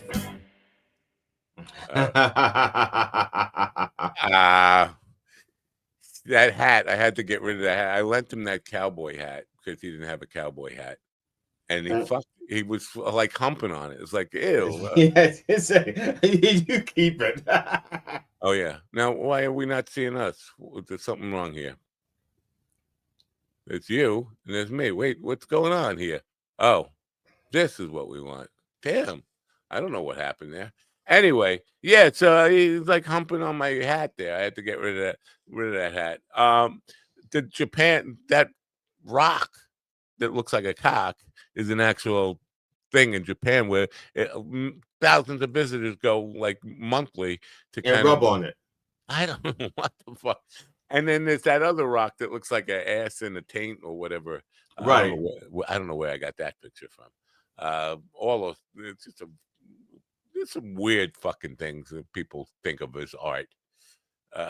But, you know, I'm just thinking now, if the YouTube censors pick up on, and I don't, the cock image there, or the rock that looks like a cock, they're gonna say, well, this show needs. But actually, they can't because it's a rock. It's a natural formation.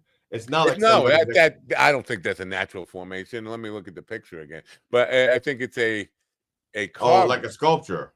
Yeah. Let me see. Where's the cockpit? I can't find it. Damn it. But yeah, no, that the cock thing is a sculpture. The one he's standing, this one. Let me see if I could share that again really quickly. Share. So Carl would make fun of me. Carl Hamburger would be making fun of me right now for not sharing this well. Taking too long to share it. This thing, that's a sculpture. That's not a natural. Oh yeah, okay, yeah. But So they would put, if they find that offensive, they're going to put an age restriction on this video. Now, yesterday, I shared, was it yesterday? It seems like such a long time It was ago. yesterday. I showed it to my wife. I shared a reel that, first of all, I did not know that Opus Clip pulled out, or StreamYard picked out this thing, and they put the "fuck yeah" right in the title. So when I published it, it said okay. "fuck yeah" right in the title. I changed that this morning to make it say "f yeah," but YouTube came back with we put an age restriction on it, and they weren't pushing it because of the "fuck yeahs" in it. I was like, it took you 3 years to find the "fuck yeahs." I mean, we've been doing the "fuck yeah" thing since it started. Yeah. How come it took them 3 yeah. years? And matter of fact, that's been the reference catchphrase for Right. quite some. I mean, even before this show, the show he did before, it was fuck yeah. It was fuck yeah. And Yeah. And that's Willie in the voice that say "fuck yeah" a lot. I mean, that's the voice that comes through that loudest and clear. That "fuck yeah." That's Willie doing that. So that's how. No, that's the one I created, I think. Let me see. If it's the one I created, I don't think it's Willie in there. As a matter of fact, I got people for that one. I got people from my old job to randomly yell. That sounds like Willie to me. It's not. It's as a matter of fact, some of it's me. One of those voices is my wife. Some of them are just people from the company Random House. Huh. That company that rhymes with Random House. I stopped people in the parking lot and I said, "Excuse me," especially if there's like 4 or 5 together. I said, "Can I have my phone?" And I said, "Could you do me a favor? I'm putting together a show. I need a call response." And I explained what I was doing. And I said, "And I just need you to yell, 'fuck yeah.'" I'm gonna go 1, 2, 3, fuck yeah. And they were like, it was always people in their 20s and 30s that I approached. And I 1, 2, 3, fuck yeah. So it was I created that from a bunch of different people yelling fuck yeah. Sounds like Willie to me. Willie. Sounds like the one I made of Willie, where he gave me like 15 different versions of it. I compiled them all together. That's what it sounds like. No, that's out of my private collection because we used to have that and then it got erased or something. Yeah. I remember when I accidentally deleted it. Yeah. Right. So I had to find something, so I found mine. So I'm finding this thing about musicians who hated their own songs. Van Morrison hated "Brown Eyed Girl," biggest hit. Nirvana hated "Smells Like Teen Spirit." Okay, that's the only fucking song of theirs I know. Yeah, well, maybe that's why billions of plays. It says Led Zeppelin hated "Stairway to Heaven," which is kind of. I don't think Jimmy Page hated "Stairway to Heaven." I still think he loved it. Maybe Robert Plant did, but it's kind of weird that Hart did the tribute to them at the Kennedy honors. Did "Stairway to Heaven." That would be. We know you hate it, but here, this is the way we. Now there's a band. I think the band is called UB40. And they hate the fact that most people know them for their covers and not for their original songs. Yeah. And they hate the fact that Red Red Wine is their like most popular song and they didn't write it. Right. So in that case, you need to write better songs. Yeah. Well, what were you talking about before? Oh, the guy who thought he killed it and came off stage, but people were really hating it. Yes. I can't even remember his name.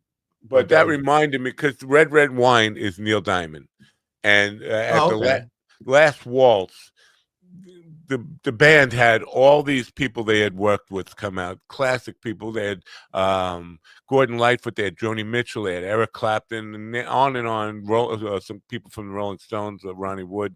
They had Ringo Starr at one point, and then because Robbie Robertson had worked with Neil Diamond for a period, he thought it would be important to get Neil Diamond out there. Neil Diamond comes out, and the crowd is this is like late 70s. The crowd is like a classic rock,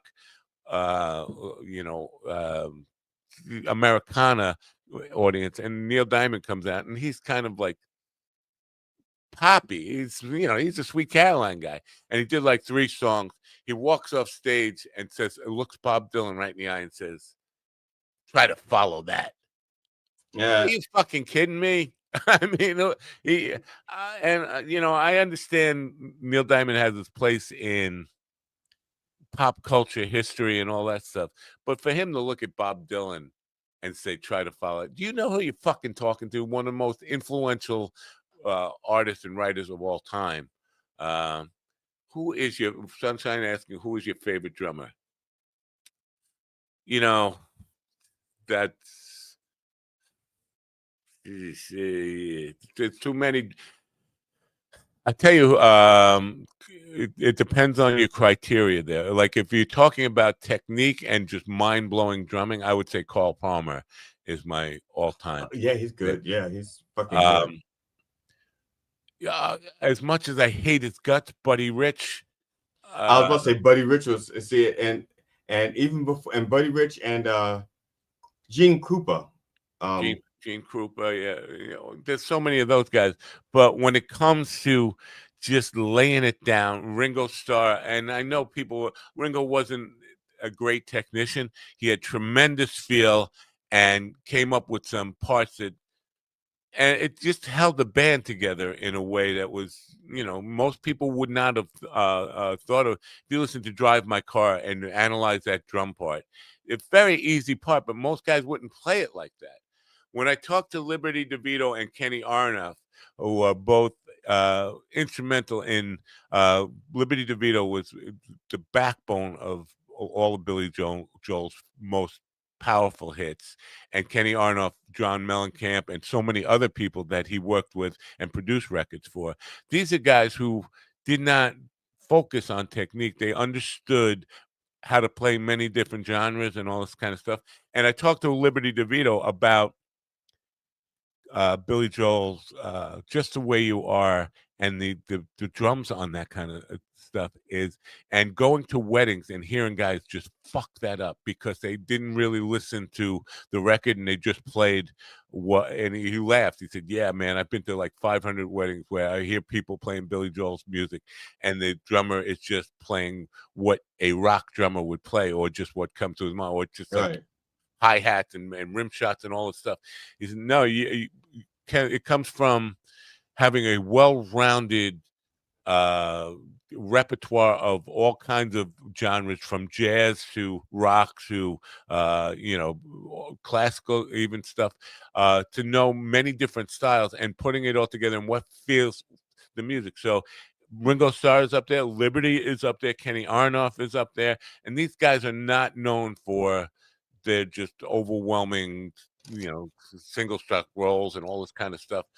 They just they fit the music great. So I don't have a single drummer in mind, but there's so many. When I was teaching my little girl how to be a percussionist, I was telling her, she asked me what my favorite drummers were. And I told her, okay, there's a difference between a drummer and a musician who plays drums. I said, there's a totally different thing. And a musician who plays drums is someone who gets the idea of music and the interaction and everything.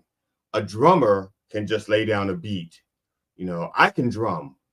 You know, you give me a set of sticks and a drum set, and I can lay down a good 4/4, 5/4, 7/4, 8/4, something like that. But a real drummer, you can actually hear the theory when they play. You understand what I'm saying? And I don't know if I don't know if that's a difference in your mind as well. That's how it is for me. I mean, just being able to understand the song, what the song is trying to be about, and the groove for it. Understanding the groove is everything. And so, I'm curious. Sunshine asked the question: "Who's your favorite drummer?" Is there a reason you asked that? Do you have one in mind? And I'd be interested in knowing who and why. Steve Smith from Journey. Listen, Steve Smith is a really talented technician. Jeff Porcaro from Toto and Steely Dan. Bernard Purdy, the Purdy Shuffle. That is innovative playing, and so many people copied the Purdy Shuffle. It's hard to argue. Now, Bernard is another guy I can't stand. I've been to his clinics and got to talk to the guy. You talk about egos. Him and Buddy Rich are neck to neck in the ego department, and just thinking Bernard used to go to sessions like with a sign that he put. You've done it. You've hired the hit maker. Now you've hired me. In other words, the song is going to become a hit. He was just so full of himself, and I think he lied about it because he lied about being on Beatles records that he wasn't really on. We know that. And I think he lied about a lot of, not a lot, but enough of his own discography that people just like, you weren't on that. You weren't on it, which is not. But you can't deny the man's influence in so many drummers. Jazz, pop, all that kind of stuff. He laid it down. So who is your favorite drummer? My favorite drummer is going to be a controversial pick. Okay, because Neil Peart is my second favorite drummer. I thought you were going to say him first. Right. No, my favorite drummer is Eric Jacobson. And who is he? Most people probably don't know him. But when I tell you what he does, people are going to go like, oh, fuck yeah. Animal from the Muppet Show is my favorite drummer. Oh, I love Animal. Eat drums. That's my favorite. He's my favorite drummer. And Eric Jacobson is the one who does the Animal drum parts.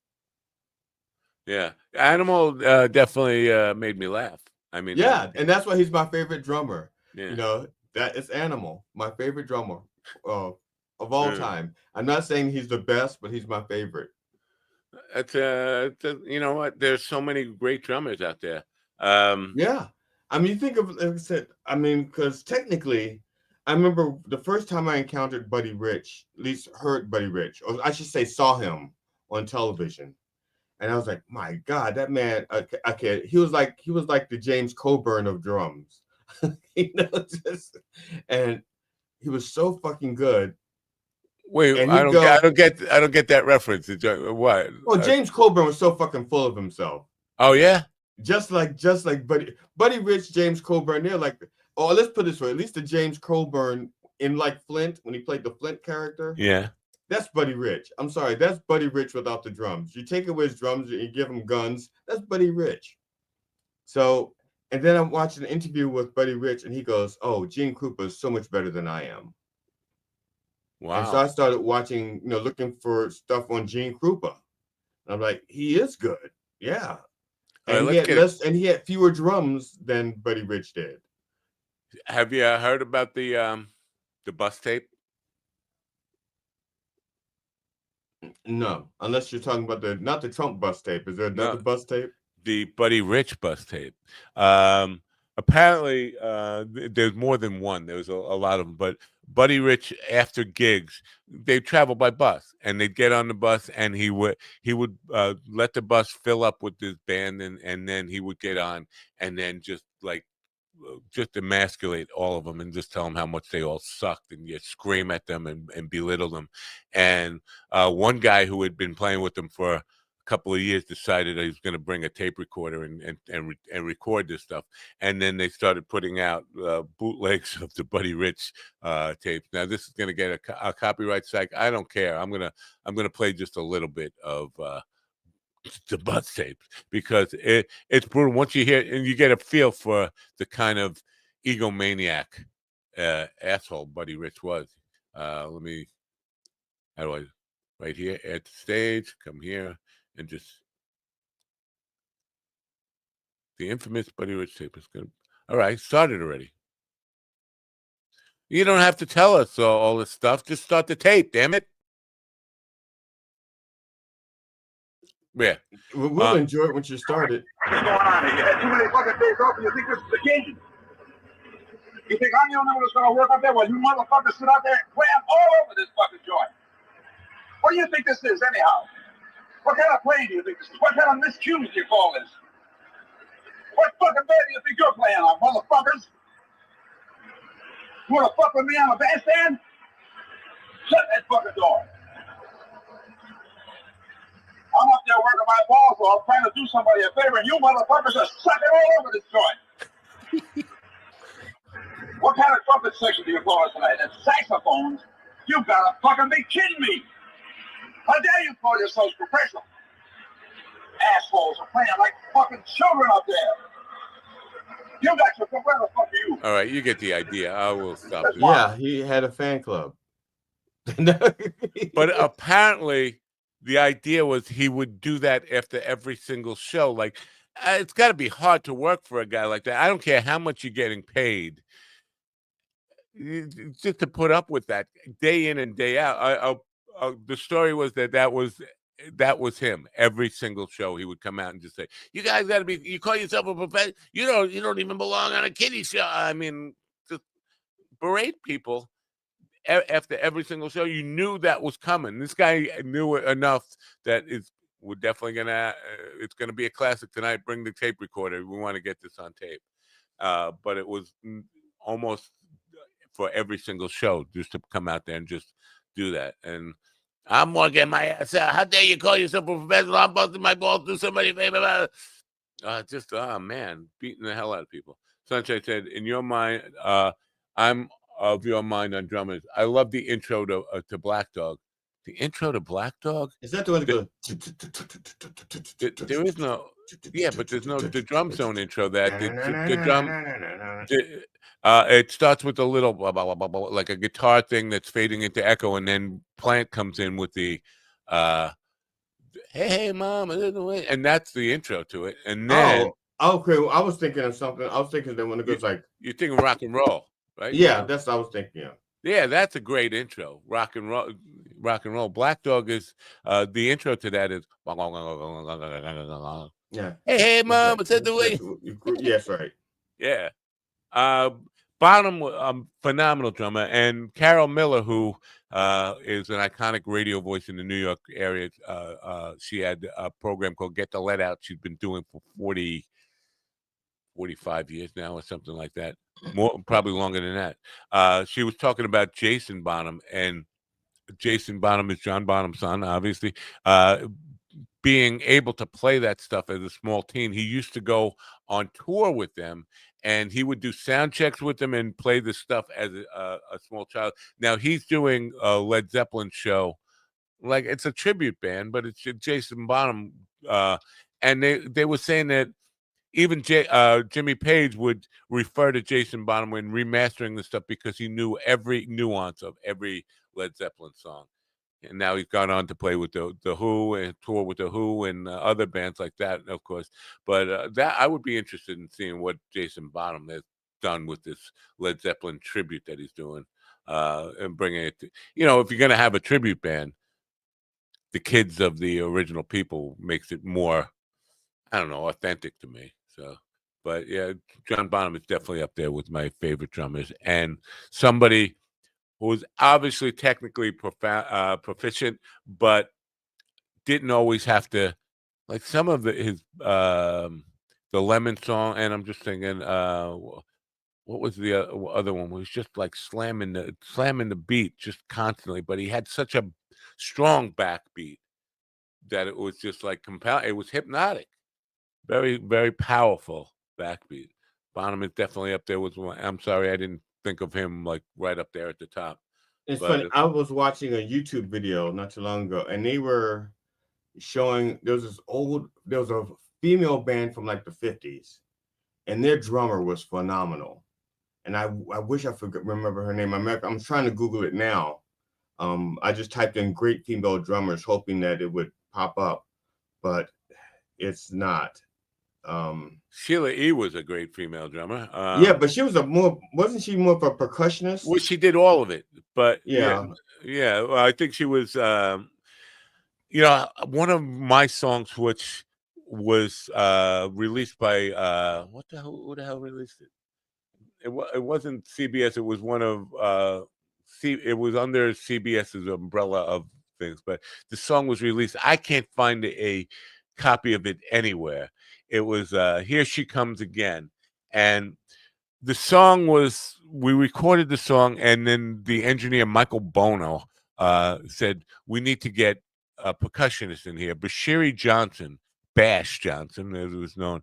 He said, I'm going to get him in now. We're going to get him in here for a session, and he's going to do multi-percussionist. And he made the song go from That's a good song, to oh my God, it's something completely different. He first played down a conga track to kind of support the rhythm that was going on. Then he was doing Simmons electronic drum riffs over the drum stuff to make it. It made this song go from just a plain pop song to a you got to get up and dance song. And then somewhere along the line, the master tapes got lost. I tried doing an internet search for it the other day. Can't find it anywhere. And it's something that if I'm proud of any of the music I ever produced, this would be the one song I would want to show off to people because of the parts that Bashiri Johnson added to it.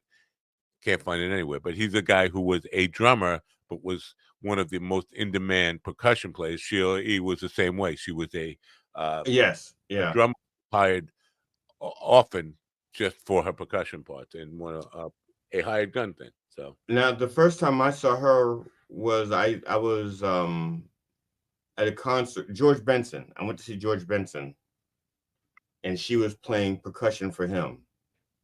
Wow. And as a matter of fact, he goes, when he introduces her, he says something like, it was like a little known thing. I don't even know if Prince was even, I don't even know. Like, this was way before Prince. I was like I don't know, I was young.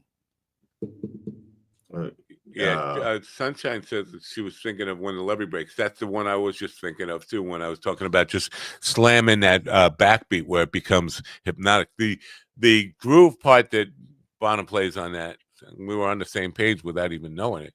That I wish I could play it without getting really. I'm sure that would get me demonetized for playing that. Well, if I think the female jazz drummer that I was thinking of was Dottie Dodgian. Don't know. I'm going to see if there's any video of her. See if that's the one that I was thinking of. Because apparently, the one available video clip of her comes from 2013, and she must have been one of the best female drummers in her younger years if she can do this kind of elegant brushwork at the age of 84. Wow. So that's not the one, because they said this is the only clip they have, then that can't be it, because she wasn't 84. The woman I was watching play was not 84 in that clip, but it was an old black and white 50s thing. She was so fucking good. I was like, oh, you gotta be kidding me. Let me see. I have to admit, I love female musicians. I'm just. Whoa! What are you saying? What do you say? What do you mean? What are we saying? What about? I'm just saying, if I had a spank bank, it would mostly be female musicians. What do you mean? What do we say? What do you mean? All right, let's do this one. Let's see if I can do it. Here you go. This is for you. Sounds good, right? What happened? We're not even hearing it. Is this one of those frequencies that you can't hear it if you're over the age of 65? Yeah, it's a but dog everybody under 40 is going, man, this is great. I love this. Yeah, it's a dog whistle thing. Yeah, let me see. So that's not going to work. Let me see if I try it this way. I'm gonna do that. I'm gonna do that on stage. I'm gonna tell a joke and say this joke is for people 30 and under, and I'm gonna not make a sound. Yeah, that's a good one. Let me see if I do it this way. Levy, it's all it does is add it to my downloads. Really? That's not what I want to do. Can't I just get it to play? You son of a! It won't play AIFs. It will only play MP3s. Apparently, it's this dopey little thing. Open with QuickTime Player. Yeah. All right, here we go. Let's see if we do this way now. If this doesn't work, I'm going to cry. You want to see me cry? Not really. No. You do. Some people are very ugly criers, and you don't want to see them cry. I'm one of them. Absolutely. Okay. I'm going to be the ugliest crier you've ever seen or heard see heard. Let's or see herpes. This. Can I just add this now? How do you add it now to the screen? I don't know the answer to that. Oh, there you go. Still quiet. Something's wrong. Sounds good, right? You like it? Yeah. Man, that's snappy.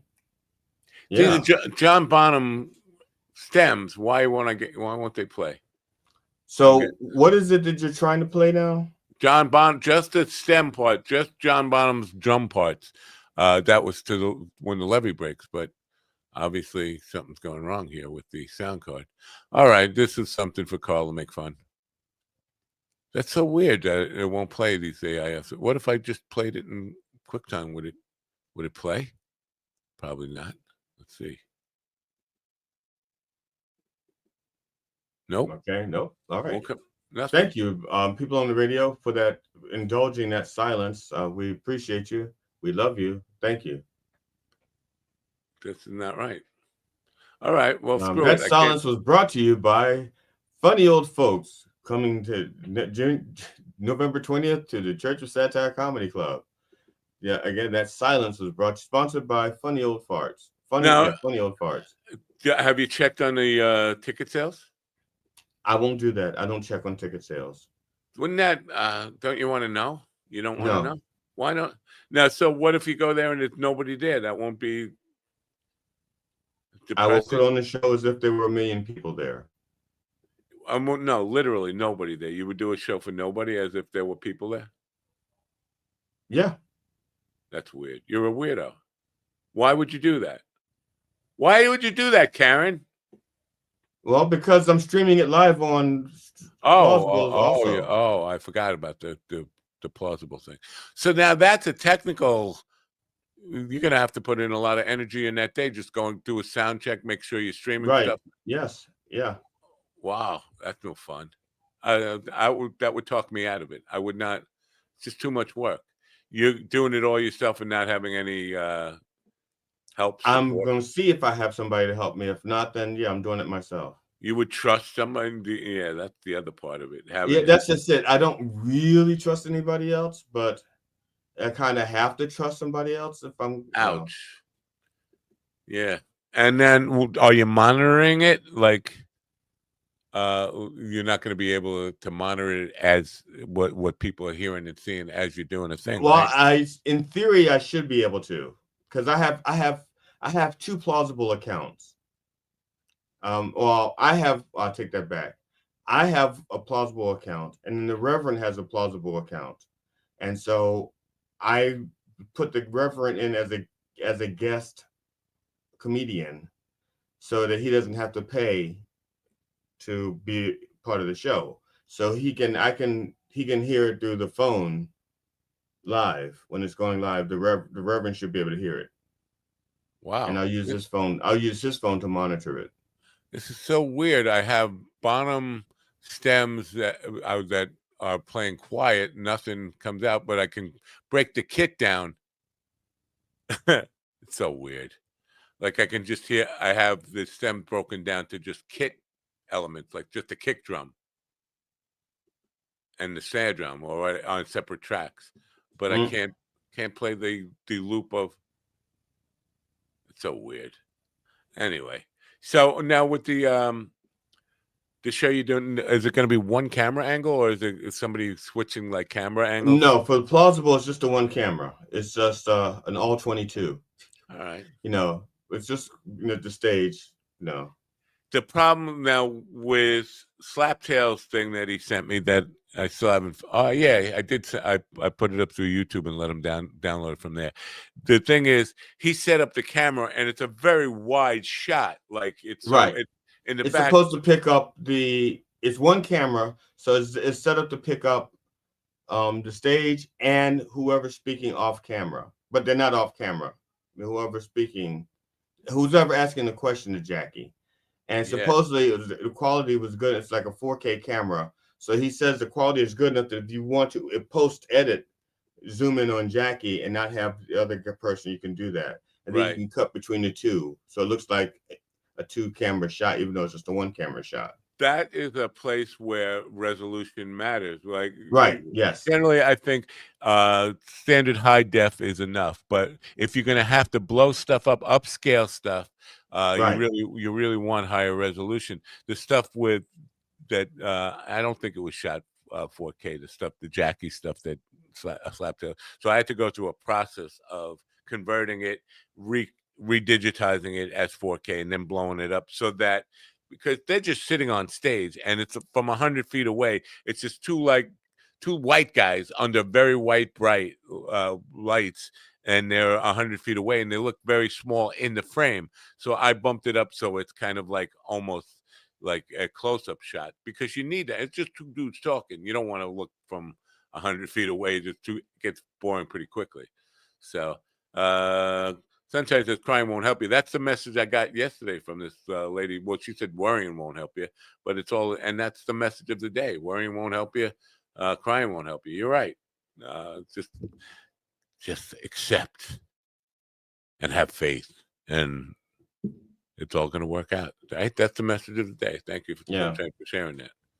All right. What else? You want to get out of here? Because I got nothing left to say. Tomorrow we have, what's his name? Charles? Is it Charles tomorrow? Charles Ferguson? I don't know. Ferguson? Christopher. Well, I just want to say, if you haven't had an opportunity, please check out What Makes Us Laugh. It's available like everywhere that podcasting crap is heard. Well, what if you've had an opportunity and you just refuse? I don't have an answer for that one. I can't imagine someone having an opportunity and just refusing. I think you're looking at them. Doesn't even make sense. I think you're looking at them. I'm not looking at them. I'm not looking at them at all. Christopher Kaufman, that's who's not here looking. Tomorrow. All right. It's not like I have refused. It's just that I'm not looking. Yeah, that's right. And it's just audio only, right? Right. It's just a podcast. I hate podcasts. Same here, to be honest. I like the visual things. I like the See, if I'm gonna listen to just two dudes talking, I'm gonna listen to FM radio, because that's all. And at least I get a little REM in between. As a general rule of thumb, I don't like podcasts, but what I'm finding is that I sometimes find myself listening to clips that aren't podcasts, but there's video there. I'm just not looking. I'm just not paying attention. But I think part because I think I'm missing something if I don't see them. Yeah. Somebody is telling me he's got a list of sponsors for this program, and it's now just not the right time. No, it's for I'm just. What do you want from me? You want me to buy this list? I'm not buying a list. Like, what do you ask me? He said, want to make sure you saw my list about these 5 brands that I found that would be great sponsors for you. Have you given up on sponsorships, or is now just not the right time? Anytime is the right time for anybody who wants to give me money. I don't know. What do you ask me? Are you trying to sell me something? It almost sounds like they're trying to sell you something. Yeah. That's what I'm asking. Like, come on, get to the point here. As occasionally the Reverend gets an email about someone saying, I can help you. I gotta hire somebody with more fingers to type with. If anybody has more than one finger to type with. Have you tried dropping trowel and using an 11th appendage? It's not very coordinated. Well, I'm not very coordinated with anything, but especially not with that. Well, just use that one for the space bar. That way you don't have to, because the space bar, you have a lot of room for error on that one. Just slap the space bar with it. All right, I'm going to wrap this up. Ready? You got wrapping paper? And sure. Yeah. Okay. So Christopher Kaufman. I don't want to say Craig Ferguson. It would be good to get Craig Ferguson on the program, right? Or Alan Partridge. See if you can get Alan Partridge. Alan Partridge. Yeah. We can get Christopher Kaufman, who is a writer and sound designer guy. It should be an interesting conversation for me, because he's using it's not audiobooks. It's sound enhancement of he writes fantasy. And the power of fantasy is the topic of the program, but he's also into sound arts. And if that doesn't explain it, if you're confused by what I just said, join the club. I am confused by what I just said too. But that's what we got coming for tomorrow. Same time, same station. Please do tune in then. And until then, don't forget to turn on your FM radio and listen to a lot of talk and REM. Have a great day, and bye for now.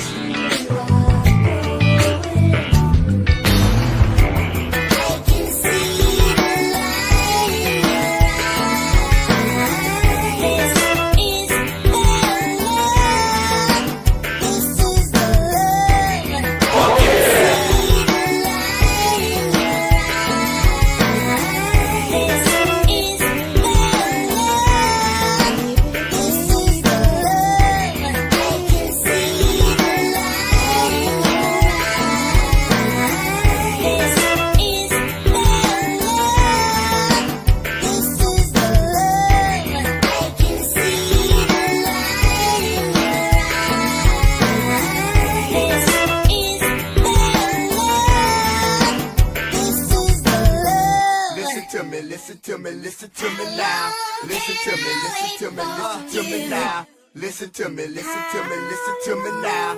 Listen to me, listen to me, listen.